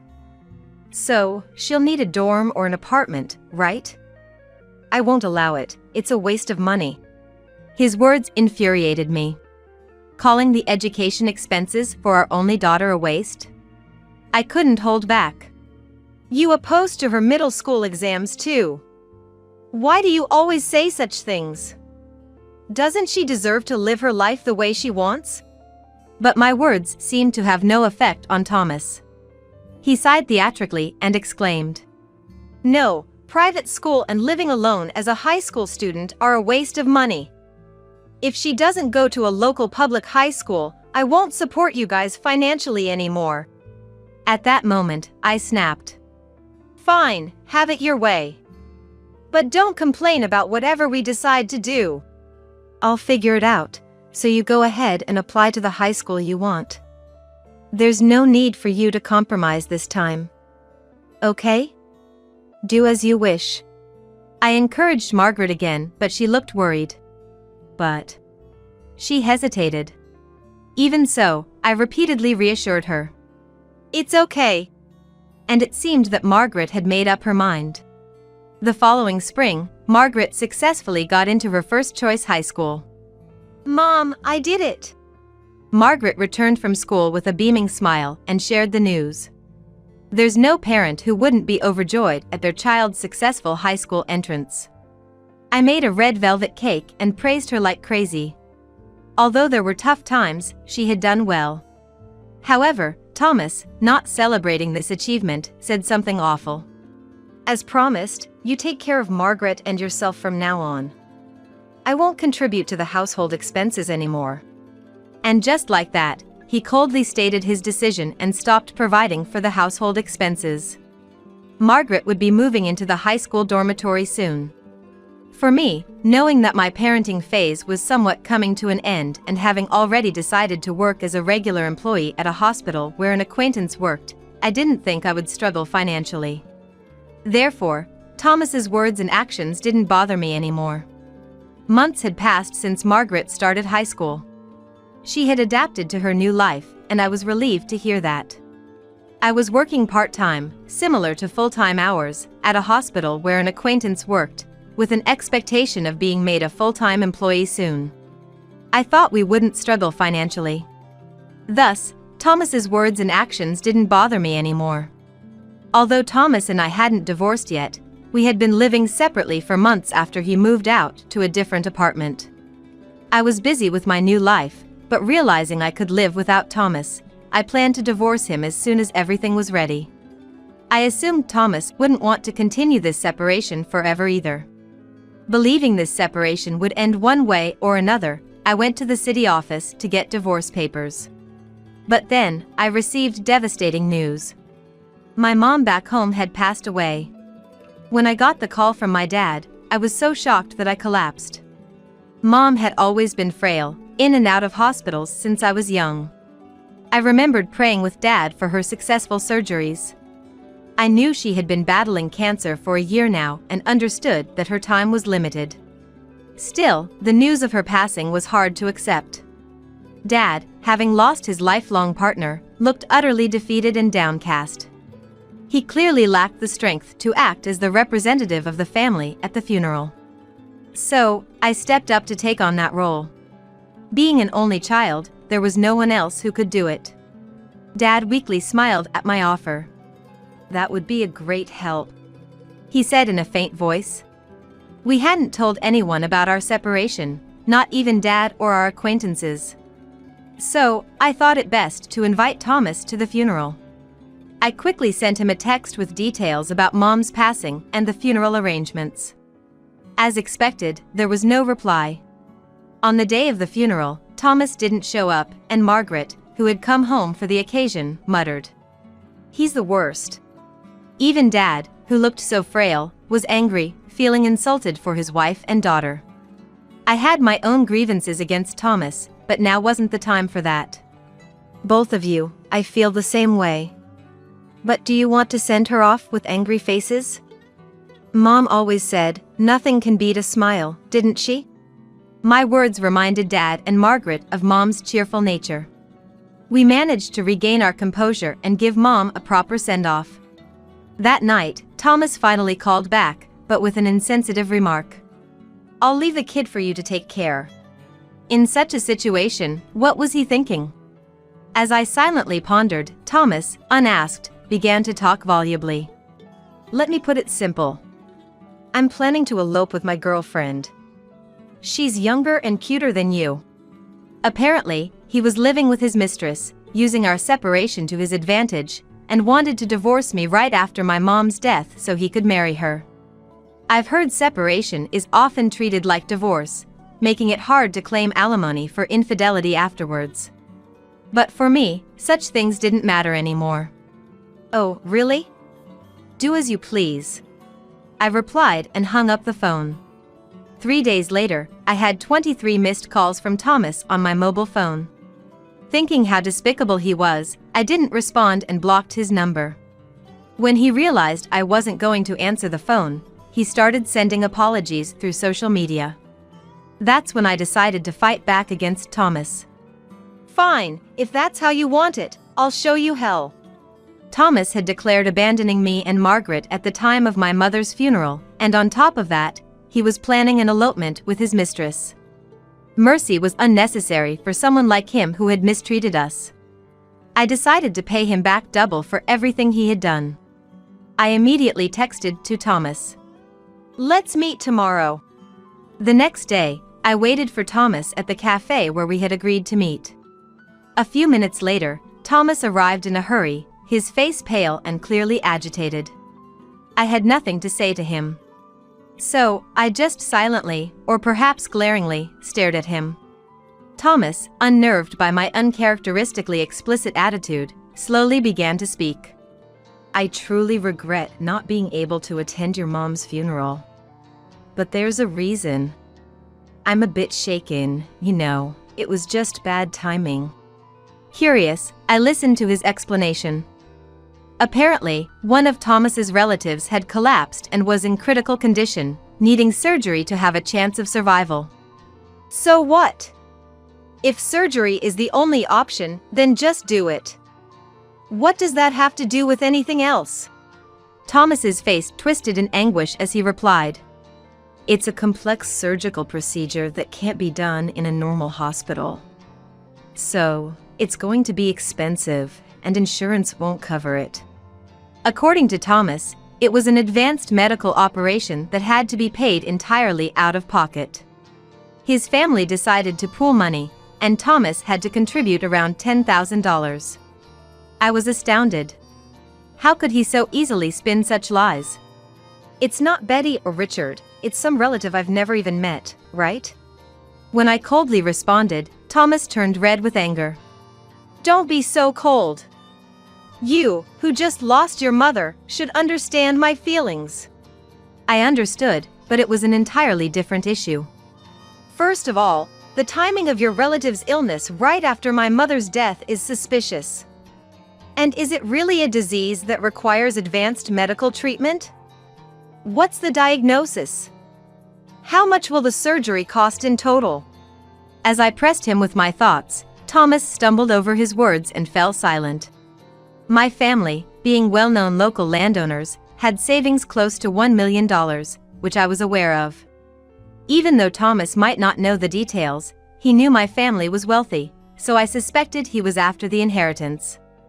Given his past behavior, I couldn't trust him, even if he genuinely needed a significant amount of money for a medical issue. I sighed exaggeratedly and then continued. "What you and I need to discuss are divorce, custody, and division of assets. That's all." But then Thomas pleaded. "Wait.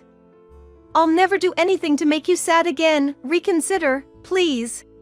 His face was contorted, clearly desperate to change the situation. I spoke again, more firmly. "I can't have any hope for a future with you anymore. If you feel sorry, please proceed with the divorce." Saying that, I stood up, paid only for my coffee, and left. That night, Thomas unexpectedly showed up at our house.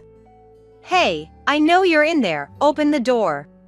When Thomas left to start our separation, he said he'd never return and left the keys, so naturally, he couldn't get in. However, at that moment, I was in the bathroom and didn't notice Thomas's arrival. It appeared that Margaret had responded instead, and when I noticed something was amiss and went to the front door, I saw the two of them. Margaret was home for the summer holidays, and had been staying with us since the funeral. What I saw was Thomas deeply apologizing and Margaret standing tall, looking down on him. "What's going on?" "Thomas, what are you doing here?" Thomas looked up, begging for forgiveness. "Please, I'm begging you. Can you just lend me $10,000 as an advance on the property division?" I thought he had come to apologize, but he was still asking for money. It became clear that Thomas didn't care about me or Margaret. Frustrated, I almost let my anger take over but managed to hold back. I wanted to yell and drive him away, but I knew running away wasn't an option anymore. For Margaret's sake, this separation needed to be resolved quickly. After taking a deep breath to calm myself, I said to Thomas, "That's irrelevant now. I already told you I wouldn't help you out with that. We handled my mother's funeral with my relatives, and you were not involved. Therefore, I don't see any need to care for a relative of yours I've never met." Thomas seemed to lose his words in response, as if he had nothing to say back. Thomas had always been hands-off with my family matters, whether it was hospitalization or funerals. Yet, now that he was in a bind, he wanted my help, which was far too convenient. Realizing that nothing he said would change my mind, Thomas turned to Margaret. "Margaret, you tell Mom too. To you, a relative of your father is family too, right? Come on, please. You're kind-hearted, you'd feel bad knowing a family member is sick, right?" Typically quiet, and when he did speak it was usually sarcastic, but in such moments, Thomas became talkative. And now, he was clinging to the daughter he tried to abandon for his mistress, having not even paid for her high school. I felt a headache coming on. I endured a lot for Margaret's sake, but maybe it would have been better to have divorced from the start and lived just the two of us. But it was too late for regrets now. I wondered what Margaret was thinking. Maybe she'd be moved by her father's words and try to persuade me. But as embarrassing as it was for me to have even considered that for a moment, Margaret responded with a resolute expression. "Who are you?" Both Thomas and I were stunned by her response. It wasn't rejection or comfort, but a denial of his very existence. Watching Margaret's composed face, I felt relieved. Impressed by the strength of my grown-up daughter, Margaret continued without looking at Thomas. "You said you're leaving the kid to Mom, right? So, you've essentially abandoned your parental rights. You're divorcing Mom and going with your mistress, aren't you?" It seemed Margaret had overheard my phone conversation with Thomas. I thought I had been discreet, but she must have had her own thoughts about her father not attending the funeral. To her, a man who was separated and unfaithful, saying he didn't need her, was nothing more than a stranger. She declared him an outsider. That left Thomas utterly devastated, frozen in place. Margaret sighed deeply and glared at him. "After all the obstacles you've put in my path, don't try to act like a father now. To me, the only parent is Mom. I don't care about someone who didn't even show up for my beloved grandmother's funeral." Thomas stayed motionless for a while, but gradually seemed to grasp Margaret's words. Rising up with a furious look, he stared at Margaret. "You ungrateful child! Do you know how much I've sacrificed for you? If you're going to say that, then pay back all the school fees I've paid up till middle school." How childish was he? Who demands repayment for raising their own child? It made me nauseous to think he was my husband. Thomas, about to say something more, stepped closer to us. Margaret, sensing fear, stepped back. But just then, we heard the siren of a police car and saw it stop in front of the apartment. Thomas halted his advance and slowly turned around. Outside, the people I faced were our neighbors, their expressions even more daunting than Thomas's. Caught up in the commotion with Thomas, I hadn't realized I left the front door open. The walls of the apartment are thin, and many people were home during the evening hours. A neighbor, having heard the ruckus, apparently called the police. When Thomas realized the police were there for him, he became visibly flustered, losing all his previous bravado. The officers stepped out of the patrol car and came straight to us to inquire about the situation. Our neighbors had reported Thomas as a suspicious person. I've always had a good relationship with my neighbors. And when I mentioned my mother's funeral, they even said, "Please let us pay our respects." So they attended, and noticing that Thomas was absent, I had candidly explained. Remembering how they had unanimously condemned Thomas's absence and behavior recently, it was no surprise they called the police when they heard him causing a scene. Thomas always said neighborhood relations were unnecessary, but in that moment, I was grateful for our close-knit community. and the police didn't irresponsibly leave the scene unresolved. Thomas desperately tried to clear up the misunderstanding. "I'm the head of this household. What's wrong with a husband returning to his wife and daughter's home? This is just a little family disagreement, nothing that needs to trouble the police." That's what he was pleading. His earnest plea only sparked a chorus of boos from onlookers. The officer calmed the crowd and then asked me if Thomas's claims were true. I answered honestly. "I'm embarrassed to say, but we are currently separated. My husband already has someone else, and we were ready for divorce. I've even prepared the divorce papers." The officer believed my story and instructed Thomas to return to his current residence. The neighbors, who had been watching from a distance, emanated an aura of "go back home already." Thomas still seemed eager to argue, but I told him, "This won't solve anything. Besides, when we separated, this house was transferred to my name, and I've been paying the rent. Don't just barge in." He had no reply to that. Margaret then chimed in, echoing my sentiment. "Officer, I'm scared of this man." That seemed to be the final straw.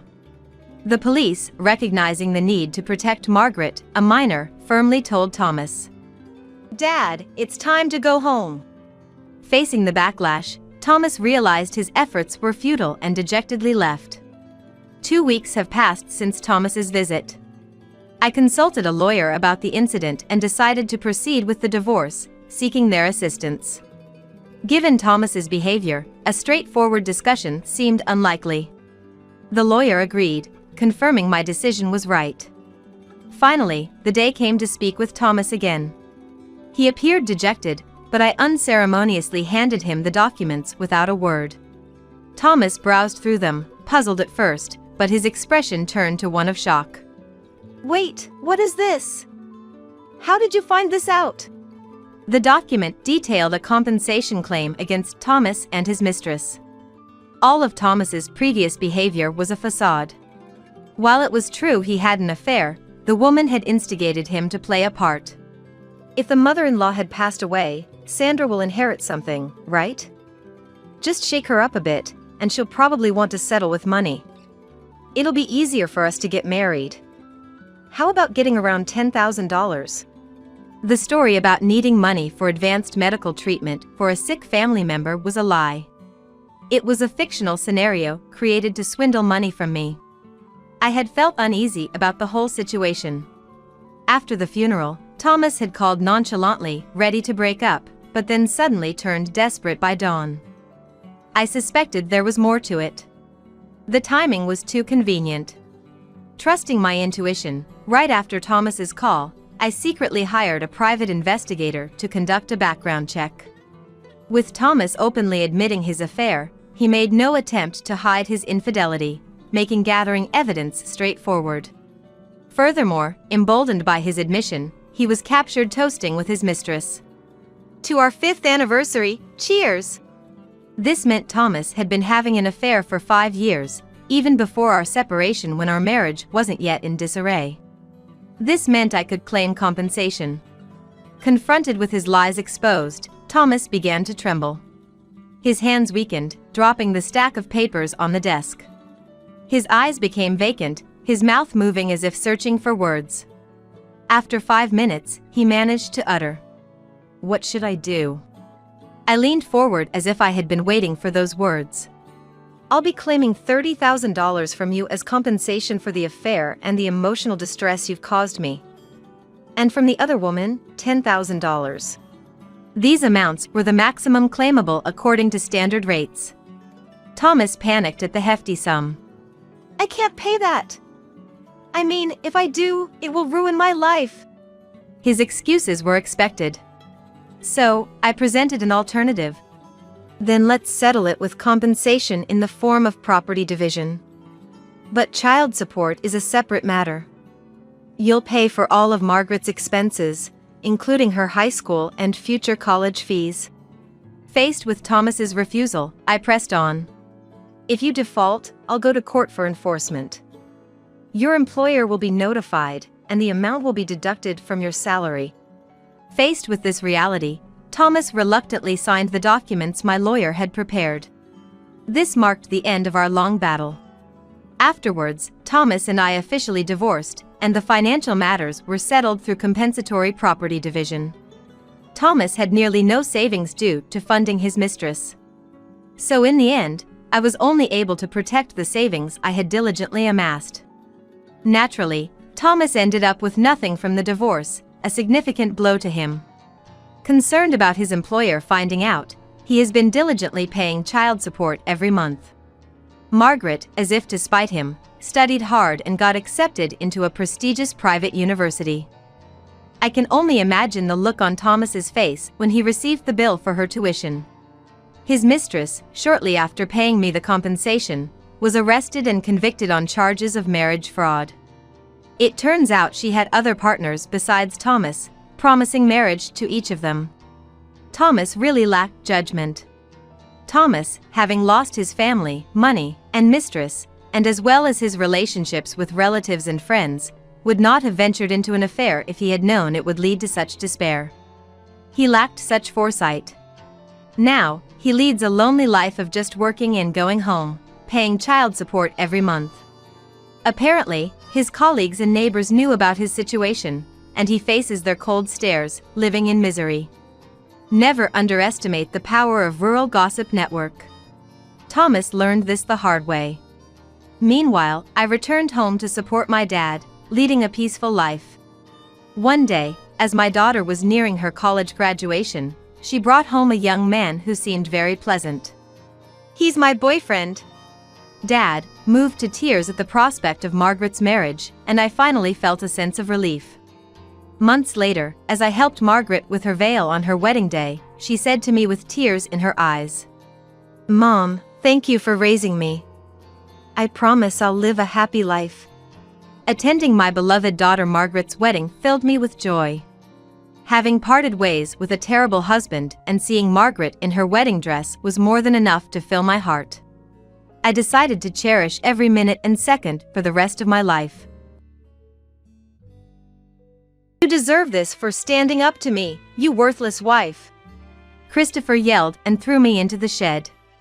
I fell and hit my back against something, groaning in pain. Meanwhile, Christopher shut the door. The shed was engulfed in darkness in an instant. I leaped towards the door and pounded on it fiercely. But it didn't open. It seemed like Christopher did something from the outside. The door felt heavy, and I was overwhelmed by a sense of despair. Was this all my fault? No, I had been aware of Christopher's flamboyant affairs even when we were dating, but I turned a blind eye. Because I loved him. But everyone has their breaking point. Today was mine. When I confronted Christopher about his cheating, he flipped out, leading to this mess. I won't forgive him. No matter what, I will get out of here and make Christopher realize his mistake. But I can't think of a plan. As I'm overwhelmed by my raging emotions, I hear the door open. My name is Mariah. I'm a 44-year-old housewife. I live with my husband Christopher, who is 5 years younger than me. We don't have kids because Christopher didn't want any. I had always dreamt of becoming a mom, but by the time I got married, I was already 35, an age when pregnancy becomes challenging. But now, I think it's probably for the best. Christopher would have too many issues as a dad, and I can't imagine dealing with a child in my current mental state. I met Christopher 12 years ago. I was 32, and he was a youthful 27 years old. We were colleagues, and he often affectionately called me Mariah. I was immediately attracted to Christopher. He was good-looking, cheerful, and friendly. But I couldn't exactly call myself beautiful, and considering our age difference, I didn't think I stood a chance. Then, out of the blue, Christopher confessed his feelings for me. I couldn't believe it, but I was overjoyed and quickly accepted. Our relationship started smoothly. Christopher was understanding about my insecurities regarding my age and appearance. "Don't worry about that," he said. I was happy. The reason Christopher chose me was a mystery, but as long as I believed he loved me, it felt like everything was resolved. But it was a sweet illusion. As our first anniversary approached, Christopher's true nature began to reveal itself. He always used the same excuse, "I forgot my wallet," making me pay for all our date expenses. Up until then, we had been splitting the bill, so the sudden financial burden hurt. More than that, Christopher's repeated excuses for not paying made me see him as insincere. Once, I decided to beat him to it and said, "I forgot my wallet," before he said so. It was right after we met up. Christopher responded immediately. "Why don't you go get it? Your place is close, right?" "Close? I took the train here, you know that's not happening." After a nonchalant nod, Christopher turned his back on me. "Christopher? If you don't have money, we can't go on a date, right? Let's call it a day." With a wave, he disappeared into the crowd. All I could do was to stand there, dumbfounded. I began to feel uneasy about my relationship with Christopher. Could I ever be happy with him? Even with those doubts, I couldn't leave him. I had a relationship with only one guy before Christopher. The first relationship was during my student days, a brief 6-month affair that ended when he found someone else. As for Christopher, he was quite popular with the women at work. He knew it too, smoothly delegating his tasks to them. He hadn't tried that with me yet, but when would his feelings change? I grew increasingly timid and even more dependent on Christopher. His smile, his sweet words. I convinced myself they were privileges only for me. But Christopher never understood my desperate clinging. One day at work, I overheard him talking to another male colleague. "I'm with Mariah, but she's the best option for now. She's older, but she pays for our dates, even gets me watches sometimes. If I were to marry, Mariah seems like a good choice. The other two spend too much, no way." Christopher was seeing 2 other women besides me. I secretly hired a detective to investigate him. I wanted to prove what I heard was a mistake. But the reality was harsh. One of Christopher's girlfriends was a colleague. Another worked for a client company. After much contemplation, I chose to overlook Christopher's promiscuity. He had chosen me as his partner for marriage. Perhaps it was because I catered to Christopher, never complaining about his whims. I believed that once we were married, his bad habits would disappear. But after the wedding, he started staying out blatantly. Upon investigation, it was always with women in their early to mid-30s. Christopher was irresistibly drawn to the financial security these women provide and the inferiority these women felt towards him, leading them to devote themselves completely. Christopher had a girlfriend named Carol. When she realized she'd been deceived, she came to apologize to me first. "I'm so sorry. Christopher told me he was single." "It's okay, we're both victims here," I said calmly. Carol was 35. The age I was when I got married. She had been with Christopher for 2 years. For a woman, that's precious time spent on Christopher. It was even sadder knowing she had seriously considered marrying him. Carol promised to break it off with Christopher. I promised to support her if anything happened. That day, Christopher seemed restless. He had a 2-night, 3-day company trip to Los Angeles starting tomorrow. After he finished packing, Christopher tried to hurry back to his room. I was cleaning up after dinner when I suddenly spoke up. "I talked to Carol." "Who's that?" Christopher tilted his head, feigning ignorance. I spread the documents I received from the detective on the table. "I've known for a while that you have been seeing many women." "Mariah, what are you doing?" Christopher lost it. "Yeah, you're right. So what? I gave those girls a good dream. I deserve something in return." Carol was hurt. I mustn't let myself get angry alongside him. I remained calm and said, "She believed you would marry her." "So, what? You gonna divorce me, Mariah? Then maybe I'd consider." "No, forget it. She's not thoughtful enough, and there are better women out there." "Christopher." I was shocked. I expected him to be upset, but to casually talk about divorce and compare Carol like that. Anyway, Mariah, you know what happens when you cross me, right? I was confused. Christopher was the one in the wrong. Yet, he acted as if I had broken some rules. He forcefully grabbed my arm, making me stand up, and led me outside. There it was, the shed. He stopped in front of it, flung open the door, and threw me inside. You deserve this for standing up to me, you worthless wife. I fell and hit my back against something, groaning in pain. Christopher, you can't be serious. By the time I turned around, Christopher had already shut the door. I rushed to the door in shock, but it wouldn't open. Christopher must have done something from the outside. Reflect on this. I'm going out. Wait, Christopher. Please wait. Being locked up here, I couldn't care less about reflection. I would get thirsty and hungry. If I can't get out of here, I'll wither away. And with Christopher leaving for a company trip tomorrow, what will become of me after 3 days of being left here? I had hoped he might let me out soon. But his footsteps faded away, and the yard fell silent. The shed had no windows. With the door shut, the inside was pitch black. A sense of vulnerability crept up from my feet.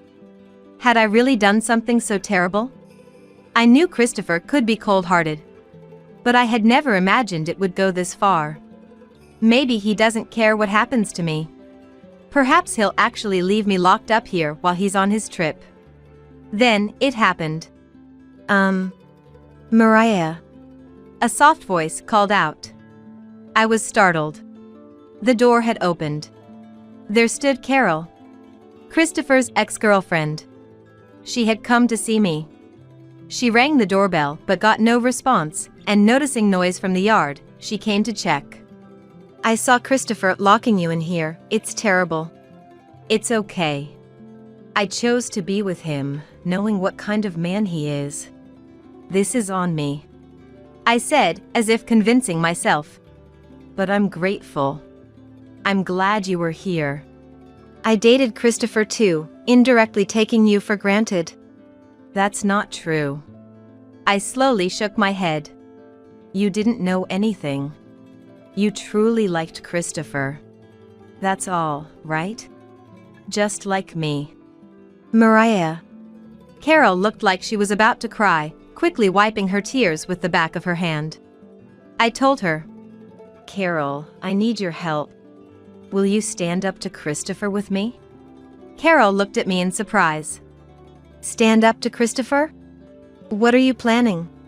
I'll explain it now. After I shared the plan, Carol was shocked but nodded in agreement. Christopher had apparently gone to a friend's house. Once we made sure he wasn't home, Carol and I went back inside the house. The plan would begin with Christopher's return. The day I was locked into the shed and the 3 days of the company trip passed. Christopher came out to the yard. She must be okay, right? He mumbled in front of the shed. Realizing the severity of his actions, he was probably feeling guilty. But it was too late. Hey, Mariah. The reflection time's over. You can come out now. Christopher opened the shed door. The moment he did, his expression froze. He rubbed his eyes as if not trusting what he saw, and looked inside the shed again. The result didn't change. Who are you? In front of Christopher, a woman who was not me sat huddled. In his mind, I had been locked in there the whole time. It was impossible for the clothes or hairstyle to change midway. The woman looked up. Christopher's face contorted even more. Carol, what are you doing? Where's Mariah? I'm right here. I emerged from where I was hiding. At the same time, Carol stood up. Surrounded by the two of us, Christopher looked back and forth between me and Carol, flustered. What are you two up to? Relax. We're not going to lock you up. Just calm down and listen to what Carol has to say. Carol's story? Christopher frowned, and Carol seemed to recoil. But she didn't run away. She opened her mouth and blurted it out. Christopher, you've been deceiving me. I'm going to demand compensation. What? Christopher seemed about to explode with anger, but somehow held back. After watching his reaction, I spoke up. Christopher, let's get a divorce. And of course, you'll be paying compensation to me as well. You too. What's with both of you? You are giving women dreams, right? In return, you accepted their devotion. But it's time to come back to reality. Yes, this was our decision. To impose a financial penalty on Christopher. But it wasn't over yet. Christopher's mobile phone rang. Hello? Dad? It's a bad time. I'll call back later. Apologize to Mariah now? Dad, you can't be serious. I've told Polly and the others everything. Christopher's face turned pale.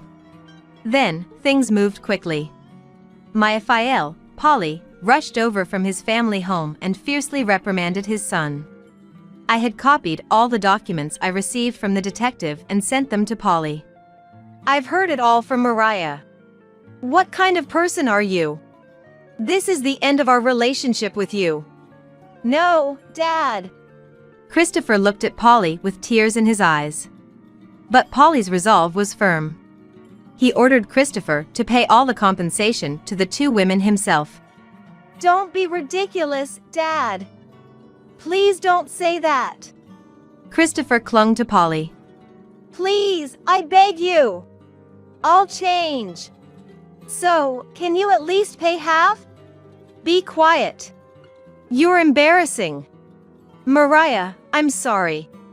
I never thought my son could be this terrible. I'll make sure he has nothing to do with you anymore.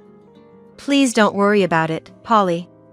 Christopher faced a substantial compensation claim from the lawyer hired by me and Carol and was forced to pay a significant amount. Christopher's misdeeds spread quickly among both families. They whispered about disowning him, and eventually, the gossip reached his workplace. I've been fired from my job.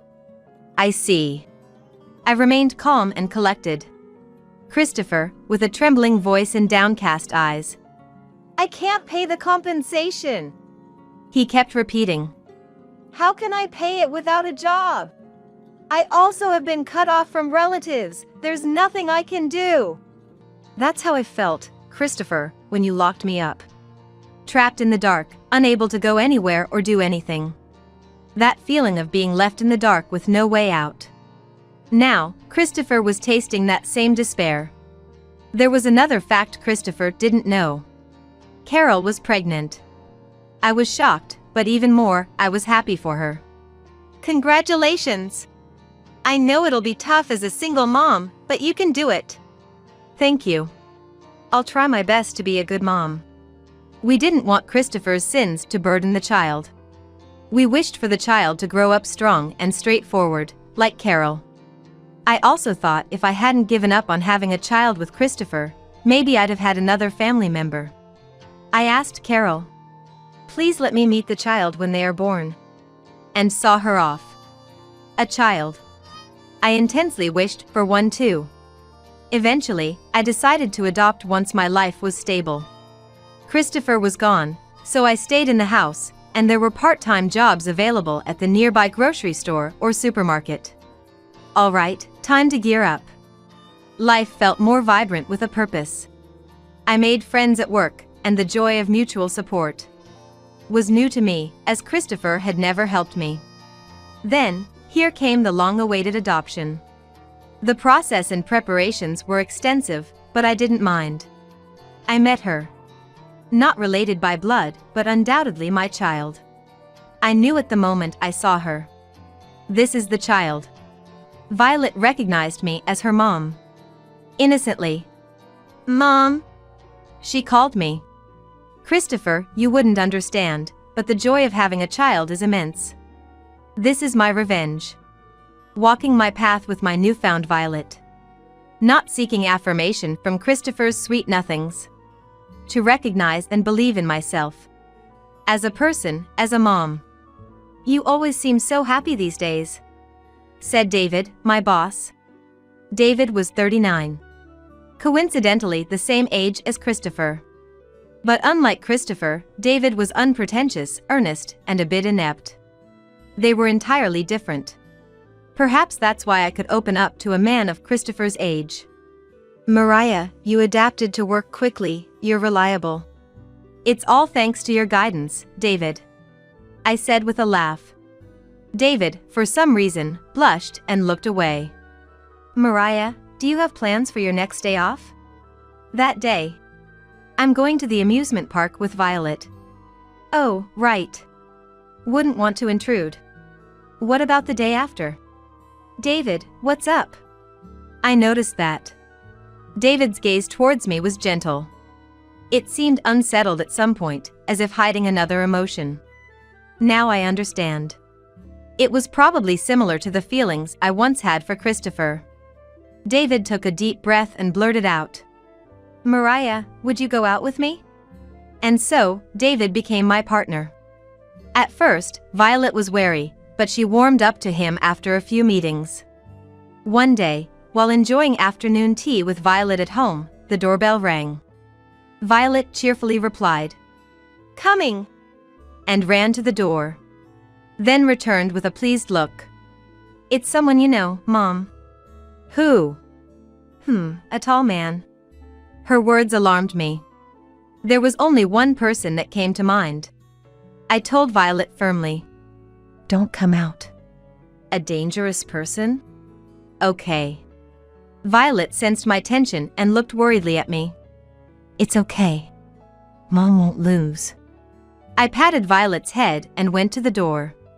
As expected, it was him. "Who's that kid?" His first words weren't even a greeting. Apparently, it was Christopher. "What do you want?" I asked. "I need money, Mariah. You can see, right?" Indeed, Christopher looked terrible. He hadn't found a steady job since moving from one acquaintance's house to another. Eventually, he had nowhere to stay and ended up on the streets. "I don't have money to lend you." "Hey, Mariah. You've gotten pretty arrogant. Think you've beaten me?" Life isn't about winning or losing. But Christopher wouldn't understand that. No pity. Just disgust. Christopher took a step closer. "Mariah, please. This is the last time. I won't show my face again. I'll go to another state and start over. I just need the money for that." I sighed. His promise to disappear was welcome. But should I help this man? "Mom?" Then, I heard Violet's voice and footsteps. I turned around in a panic. "Don't come here!"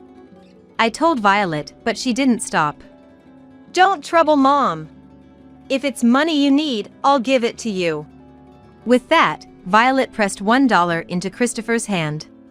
Christopher stood there, stunned, then collapsed and started crying. A child's innocence. It was the happiness Christopher had once rejected. Violet will start elementary school next year, so we went to look for a school bag. David came along. As the three of us entered the store. "What a lovely family," the store manager remarked. Violet beamed proudly, and David and I blushed. "Mom, I like this color." "Let's see." Violet picked an orange bag. It would suit her lively personality well. "Let's consider this a gift from me." "Oh, you shouldn't." I attempted to counter David's impromptu gesture. "I want to give it from me." "Then, I'll consider this as a gift from you too." Violet chimed in cheerfully. David and I looked at each other and nodded in agreement. "Sounds good." "Yes, let's do that." So we split the cost and bought the new bag together. Being so delighted, Violet didn't let go of the bag all day, even holding it while sleeping. Meanwhile, David approached me with a certain proposal. About the venue. "I don't need a wedding. I didn't have one with my previous husband, and I'm past the age for wedding dresses." "That's not true. I want to see you in a wedding dress, Mariah," David insisted. I recalled Christopher, who begrudged even a wedding ring, let alone wedding expenses. David was different. He proposed with a ring. Now, we're saving for the wedding. You want to see Mom in a dress, right? Yes. David had skillfully brought Violet to his side. I could only surrender with a smile. In preparation for the wedding, I embarked on a diet. All the effort paid off when I could wear the dress of my dreams, a moment of immense joy. I couldn't thank David enough for suggesting the wedding. During the ceremony, an emotional David started crying, causing a stir among friends and colleagues. I spent most of the time calming him down, but the ceremony was memorable and fantastic. Afterward, I sold the house I lived in with Christopher. It held memories, but they were all tainted with Christopher's lies. David's apartment was small, but it felt right for our fresh start. The wedding photo took center stage in our new home. David and I smiled awkwardly at the camera. Violet started elementary school. Her bright personality helped her fit in right away. She'd come home and share stories about her friends from school. I came first in the race. That's amazing. Just like David and me. Violet blushed, and so did David. I'm profoundly grateful for meeting these two and becoming a family. My past life revolved around pleasing and depending on Christopher. It was my life, yet it felt like it was lived for Christopher. Now, I'm walking a life for myself. Not just for me. But for David and Violet too, our future shines brightly.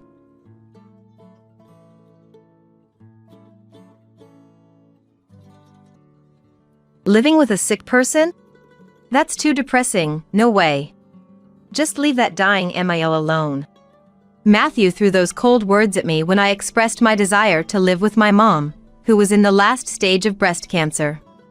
I wonder if she couldn't eat good food because she was poor. That's so sad. My Amiel, who always disliked my mom, seemed almost pleased upon hearing about my mom's illness. I was shocked. Don't they have a heart? Years later, Amiel was diagnosed with a terminal cancer as well. Matthew decided we should live with Amiel without asking me, so to get back at him, I chose to leave the house. My name is Alicia, I'm 32. I married Matthew, a former colleague from work, 5 years ago. I wanted to keep working, but Matthew wanted me to focus on housekeeping, so I reluctantly became a housewife. We lived just the two of us, but Mael Samantha, who lived nearby, often came over. Samantha, who was born and raised in a wealthy family, had a different set of values, but we got along reasonably well. The only concern was the bad relationship between my mom, Natalie, and Samantha. My mom grew up in a fatherless household and was forced to live in poverty. Maybe that's why she took good care of things and didn't indulge in luxuries. However, Samantha was extravagant and bragged about being wealthy more than necessary. The pre-wedding family meeting took place in a hotel near the in-laws' house. The meal went smoothly, but when I went to the restroom, I found Samantha and Mom arguing. Where did you buy those clothes? They look so poor. Well, I hate the idea of being related to someone who dresses so strangely. Why is Matthew marrying someone from such a weird family? It's not about appearance. Judging people by such things isn't right. Mom wasn't fazed and countered firmly, which seemed to annoy Samantha, who glared at her fiercely. They met again at the wedding but didn't talk at all, and Mom and Samantha haven't met since. Samantha, who lived alone, a 10-minute walk away, was living off the inheritance from her husband, who was a doctor. Perhaps because she had time on her hands living alone, she often visited our house. Before Matthew went to work, he told me to keep the next Sunday free. Why? I was planning to visit Mom on Sunday. Mom's coming over to visit. Can't you handle it alone? If you're my wife, you should at least offer Mom some coffee. But I want to visit my mom sometimes too. We can do that some other time. It's not too far to my parents' home. Just about a 15-minute drive. But because Samantha came over almost every week, I hadn't seen my mom for nearly 3 months. We kept in touch by phone and text, but I missed seeing her in person from time to time. Since Dad passed away, Mom had been working part-time and could only really relax on Sundays. But with Samantha visiting almost every week, it had been hard to find the time to go home. I was just thinking that this week, I should visit my parents' home and talk to Mom. That's when I got a call from an unknown number on my mobile phone. It's XX Hospital. Your mom collapsed at work and was brought here. I panicked at the sudden news. I rushed out of the house and headed to the hospital, where I found my mom lying down. The doctor invited me into the examination room to talk. Your mom has breast cancer. Breast cancer? Can it be cured? Unfortunately, the cancer has spread. It's unlikely to be completely cured. How sad. I couldn't help but tear up at the doctor's words. I never imagined my mom could have cancer. I still haven't been able to repay her for everything. What am I going to do now? I was filled with anxiety. The treatment will be tough and the chances of a complete recovery are slim. We recommend palliative care to make her as comfortable as possible. The doctor's kind words helped me regain some composure, and I returned to the ward. Mom looked much thinner than the last time I saw her. I couldn't help but think that if I had visited Mom sooner, I might have noticed earlier. But it's too late for regrets. I told Mom I wanted to live with her and take care of her at home. She smiled happily at my decision. So, I decided to discuss it with Matthew as soon as I got home. By the time I finished all the hospital procedures, it was already evening. When I got home, Samantha and Matthew were there. Matthew had asked Samantha to prepare dinner because he knew I'd be home late. How's Natalie? She has breast cancer. It seems pretty bad, and the treatment doesn't look promising. I told Matthew, fighting back tears. Matthew looked as sad as if it was about his own family and comforted me by stroking my back. Grateful for Matthew's kindness, I told him I wanted to live with my mom. But his response was unexpected. That's a problem. It's depressing to come home to a bedridden sick person. Living with MIL and having to be considerate all the time? Absolutely not. But my time with Mom is running short. It's only right to spend it together. I disagree. Can you really take care of Natalie and handle all the housework? Exactly. We need the housework done properly, and you don't even know anything about caregiving. I won't neglect the housework, and I'll learn about caregiving. It's not like she's bedridden right away. Just leave dying Natalie alone. It's such a hassle. Right. It's really silly how desperate you are. They laughed. I could only stare at them in disbelief. Are these people even humans? How can they suggest leaving Mom alone when she is about to pass away? Maybe she couldn't afford nutritious food because she was poor. But at least it's not a contagious disease, Samantha said with a laugh. I glared at her, burning with anger. Then, Samantha looked at me and smirked. What's with that look? If you don't like it, just leave. Not sure if Natalie, a part-time worker with a meager salary, and you, a housewife with no income, can survive even a week, though. That's right. I'm supporting you. You should listen to me. I couldn't respond. Matthew paid for all our living expenses. My savings were only from before we got married. There was no way the two of us could live on that. So, I decided to visit my parents' home during the day and take care of Mom. It's only a 15-minute drive, not too far to commute. At first, balancing housework and caregiving was manageable, but gradually, as her illness progressed, Mom's muscles weakened and she could hardly walk. It was harder than I imagined. Still, I studied caregiving methods diligently and tried my best to repay Mom. I took care of her and did the housework without a break, getting more and more tired.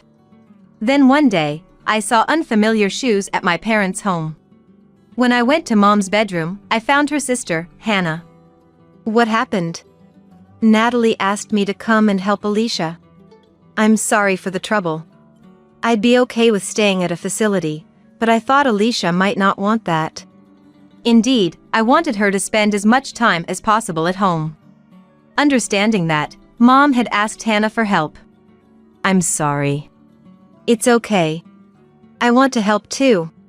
From that day, Hannah started coming to the house every other day to help. Having Hannah's help made things much easier.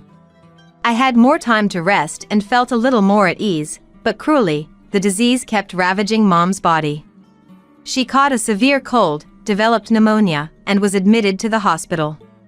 A week after her admission, I got a call from the hospital saying Mom was critical. When I arrived at the hospital, it was just when Mom's heart stopped. As the beeping of the machines echoed, I broke down. The tears didn't stop at the farewell too soon with Mom. I was so emotionally shattered that I could hardly manage my daily life. If it weren't for Hannah, I don't think I could have handled the funeral preparations or the inheritance procedures. Matthew and Samantha didn't offer help until the end, nor did they seem to care. Honestly, I was thinking of divorcing Matthew. But my lack of financial independence was a barrier. So, I started working in caregiving. I thought about saving up quickly to get a divorce, but then something happened that made it impossible. I was pregnant. It was a long-awaited child, and both Matthew and Samantha were overjoyed. For me too, it was a much-desired child. Though it was nice to see Matthew and Samantha happy about it. Being pregnant meant I couldn't continue working. A few months later, my son Sean was born safely. Seeing newborn Sean made me feel I had to protect him no matter what. With few childcare centers accepting infants, and the demands of childcare and housework, I reluctantly resigned from my job. I lost my chance to divorce, and about 5 years passed. I started working in caregiving again when Sean began attending preschool. I worked only while Sean was at preschool, juggling housework and childcare at home. One day, Matthew came home early on his day off with a somber look. It was much earlier than his usual return time. Usually, he'd spend his days off golfing with friends or going to the movies, not returning until the evening. But today, it was only 3 p.m. "Dad, you're home early." Sean greeted him happily, but Matthew didn't respond. "We need to have a serious talk, so Sean, please go to your room." After taking Sean to his room, I sat down on the sofa. "What's wrong? You look upset." "Actually, I got a call from Mom. She has a cancer." "What?" "The same breast cancer as Natalie. And there's no treatment for Mom either." "I see." Thinking of Mom, my heart ached. The shock of her passing still hadn't healed, and my heart was still wounded. But my time to grieve was short. "Mom said she wants to spend time with us. So, we're going to live together." "What?" "She's planning to move in the week after next." "Wait. What's wrong?" "Matthew, you're so against me living with my mom. That was years ago, and that was Alicia's mom. This time it's my mom. It's different." "How is it different?" "I'm absolutely against it." "What are you talking about? Can't you, as a wife, take care of your MIL? You married me. It's only natural to treat my mom the same as your mom." Matthew countered with an argument that made no sense. "I'm sorry, but I won't be taking care of Samantha. Given how you've spent your days off playing around, never bothering with childcare or housework, you're probably just going to dump the caregiving on me, aren't you?" "That's not true." "But Alicia, you work in caregiving, right? So it makes sense for you to do it." "What are you talking about? I'm not going to take care of Samantha without getting paid. How heartless can you be? Look, living together is already decided. I'm renting an electric bed, so make space for it." With that, Matthew left the house. I was left reeling by Matthew's selfishness. I hadn't forgotten the hurtful things Samantha and Matthew said to me when I wanted to live with my mom. I didn't want to take on the burden of caregiving for such unkind people.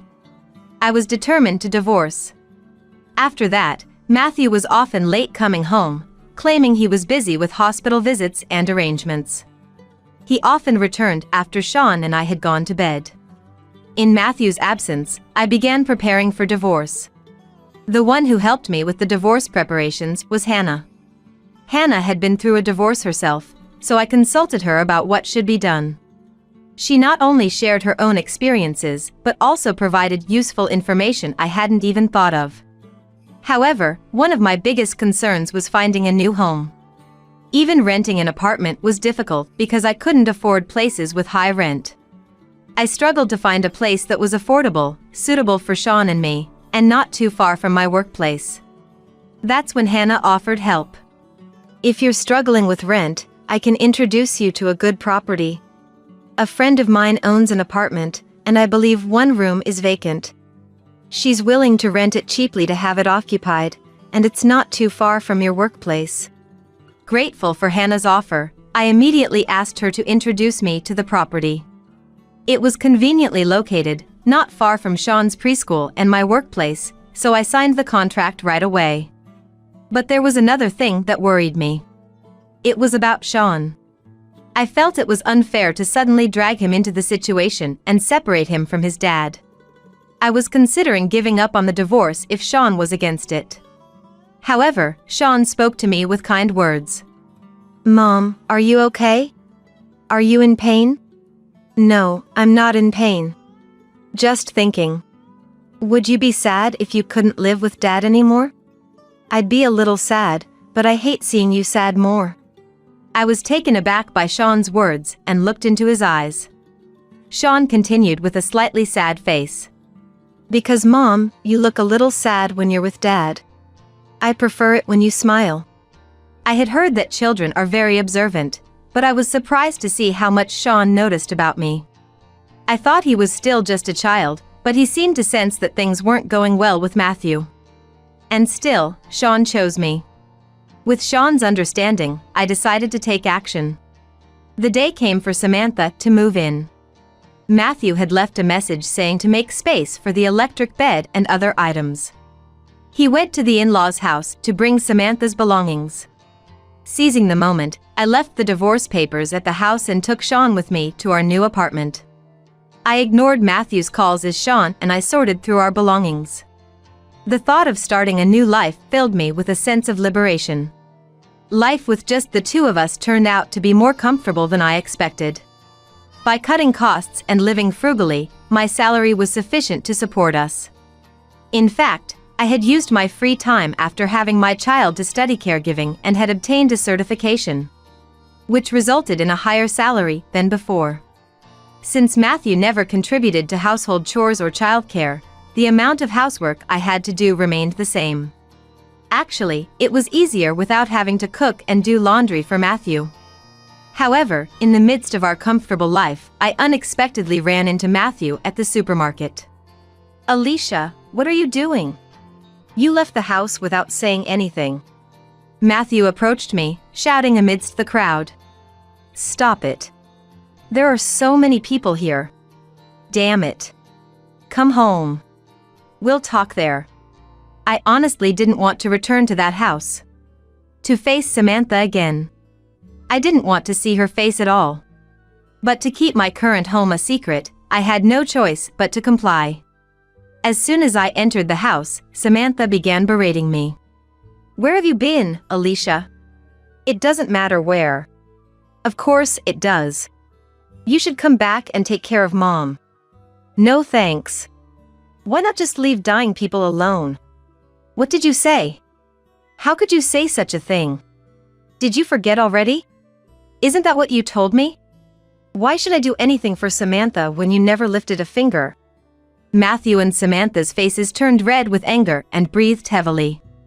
"I don't mind if Matthew wants to care for Samantha. I just want a divorce." "Why divorce all of a sudden? You don't even have to do caregiving, just handle the household chores. Are you tired of even that?" "No. It's not the chores I'm tired of. I'm tired of being Matthew's wife. I can't be with someone who cheats on me with a younger woman, saying he's busy with preparations while his mom is sick." "What do you mean? What are you talking about?" Samantha looked puzzled, and Matthew stuttered in denial. His panic made it seem like an admission, but he still tried to lie his way out. "Actually, when I talked to Hannah about divorcing Matthew because of his tyrannical attitude, she said she saw Matthew entering a young woman's house. So I did a little investigation and sure enough, he's been meeting a woman almost every day. A coworker, maybe? I have the photos." I had received photos of Matthew's infidelity from the investigation. When I showed them, Matthew's face turned pale. Samantha glared at Matthew. "Matthew, what are you doing when I'm going through such a hard time?" "No, it's not like that. I was thinking this would be the last time we meet. Making memories before I start caring for Mom. I won't meet her again." Even if you don't meet her anymore, the fact that you cheated won't change. If you refuse to divorce, I'm not afraid to go to the court, but you won't stand a chance of winning. So, please sign the divorce papers quickly. And from now on, any discussions about the divorce should go through my lawyer.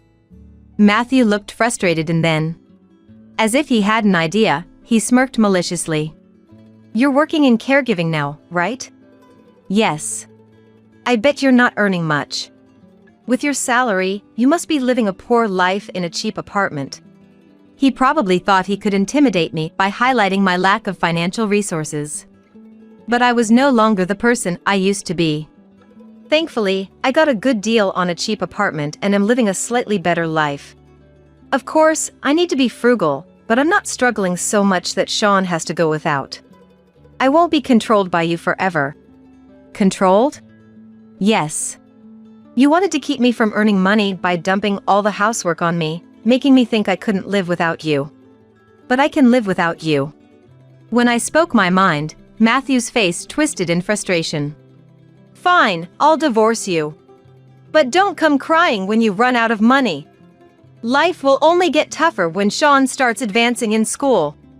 Just wait, you'll suffer." Matthew signed the divorce papers on the spot. I took them and stood up. "Thank you. Now we're strangers. Good luck with Samantha's care. Oh, and about the compensation from the divorce trial, my lawyer will handle it." With those words, I left the house. It was half a year later. Not at the supermarket where I had previously met Matthew, but at a different one. I saw Matthew standing at the entrance. And when he saw me, he hurriedly approached. "I'm glad to find you. If you live around here, I thought you'd come here for sure." "What do you want?" "We're strangers now, so don't talk to me." "Wait. I was wrong. I'm sorry. Please come back." It seemed Matthew didn't know my apartment or workplace and had been waiting for me at local supermarkets, hoping to run into me. And then, Matthew fervently apologized. "What now?" "I was wrong. Mom can't even go to the toilet by herself anymore, and I can't manage caregiving after work. It's too much. I'm exhausted, making mistakes at work. I can't handle it all on my own." Matthew was likely struggling with housekeeping. He was wearing a dirty shirt. And his hair was unkempt and unbearable to look at. "So you realized how hard caregiving is?" "I really felt it. So, can you come back and help?" "No." "But why?" "It's too late for regrets now. It's all because of what you did, Matthew. Don't come near me again. If you follow me, I'll report it to the police." "Alicia, don't say that. Please." "Make sure you pay the child support and compensation from the divorce trial." Matthew was in tears. The same Matthew who always looked down on me. His pathetic state was just astonishing. The heartless words about my mom, the selfish behavior of constantly playing around without caring for the family, and to top it off, the betrayal of cheating, this was the result. There was no other way to put it but as a consequence of his own actions. Afterward, Matthew apparently pressured his affair partner into marriage, but was, of course, rejected. It seemed she reported him to their superiors, leading to a sexual harassment case, and he was transferred to another department. This news came from former colleagues at the company where we both worked before getting married. Having several acquaintances there, I naturally received updates. Balancing caregiving and work became too much for him, his performance dropped, and with the transfer, his salary significantly decreased. With the reduced income and obligations to pay the child support and compensation from the divorce, he's apparently in a situation where he can't afford a helper or caregiving services. He's desperately trying to provide care, but he's at his limit both mentally and physically, unable to focus at work, making frequent mistakes, and spiraling down. A former colleague mentioned that if the mistakes continue, he might even be fired. It's unfortunate, but it's no longer my concern. I'm living a peaceful life in the apartment Hannah introduced to me. Balancing housework and my job is challenging, but with Sean and Hannah's support, we're managing. It's a pity I couldn't show Sean to Mom, but I like to think she's watching over us as I do my best for Sean's sake. Please, let's not cancel our wedding. I know I acted a bit immature, but when I saw his face, I felt bad. It seemed like my boyfriend's dad was judging me, and my boyfriend didn't stand up for me. I was really fed up with both of them, judging me just by what I wear or own. At our first meeting, they made me feel unwelcome, and at the second, they looked down on me for not being rich. But when they saw the brand of my coat, suddenly they treated me differently. My name's Jessica Smith, and I'm 28 years old. I work at an airport, and my folks have a fashion business back in Italy. Despite that, I live solo in New York City. That's where I met Jacob Turner, my current boyfriend, at my favorite cafe. He's a couple of years older than me and a regular at the same spot. As we started seeing more of each other, he treated me well, and I quickly fell for him.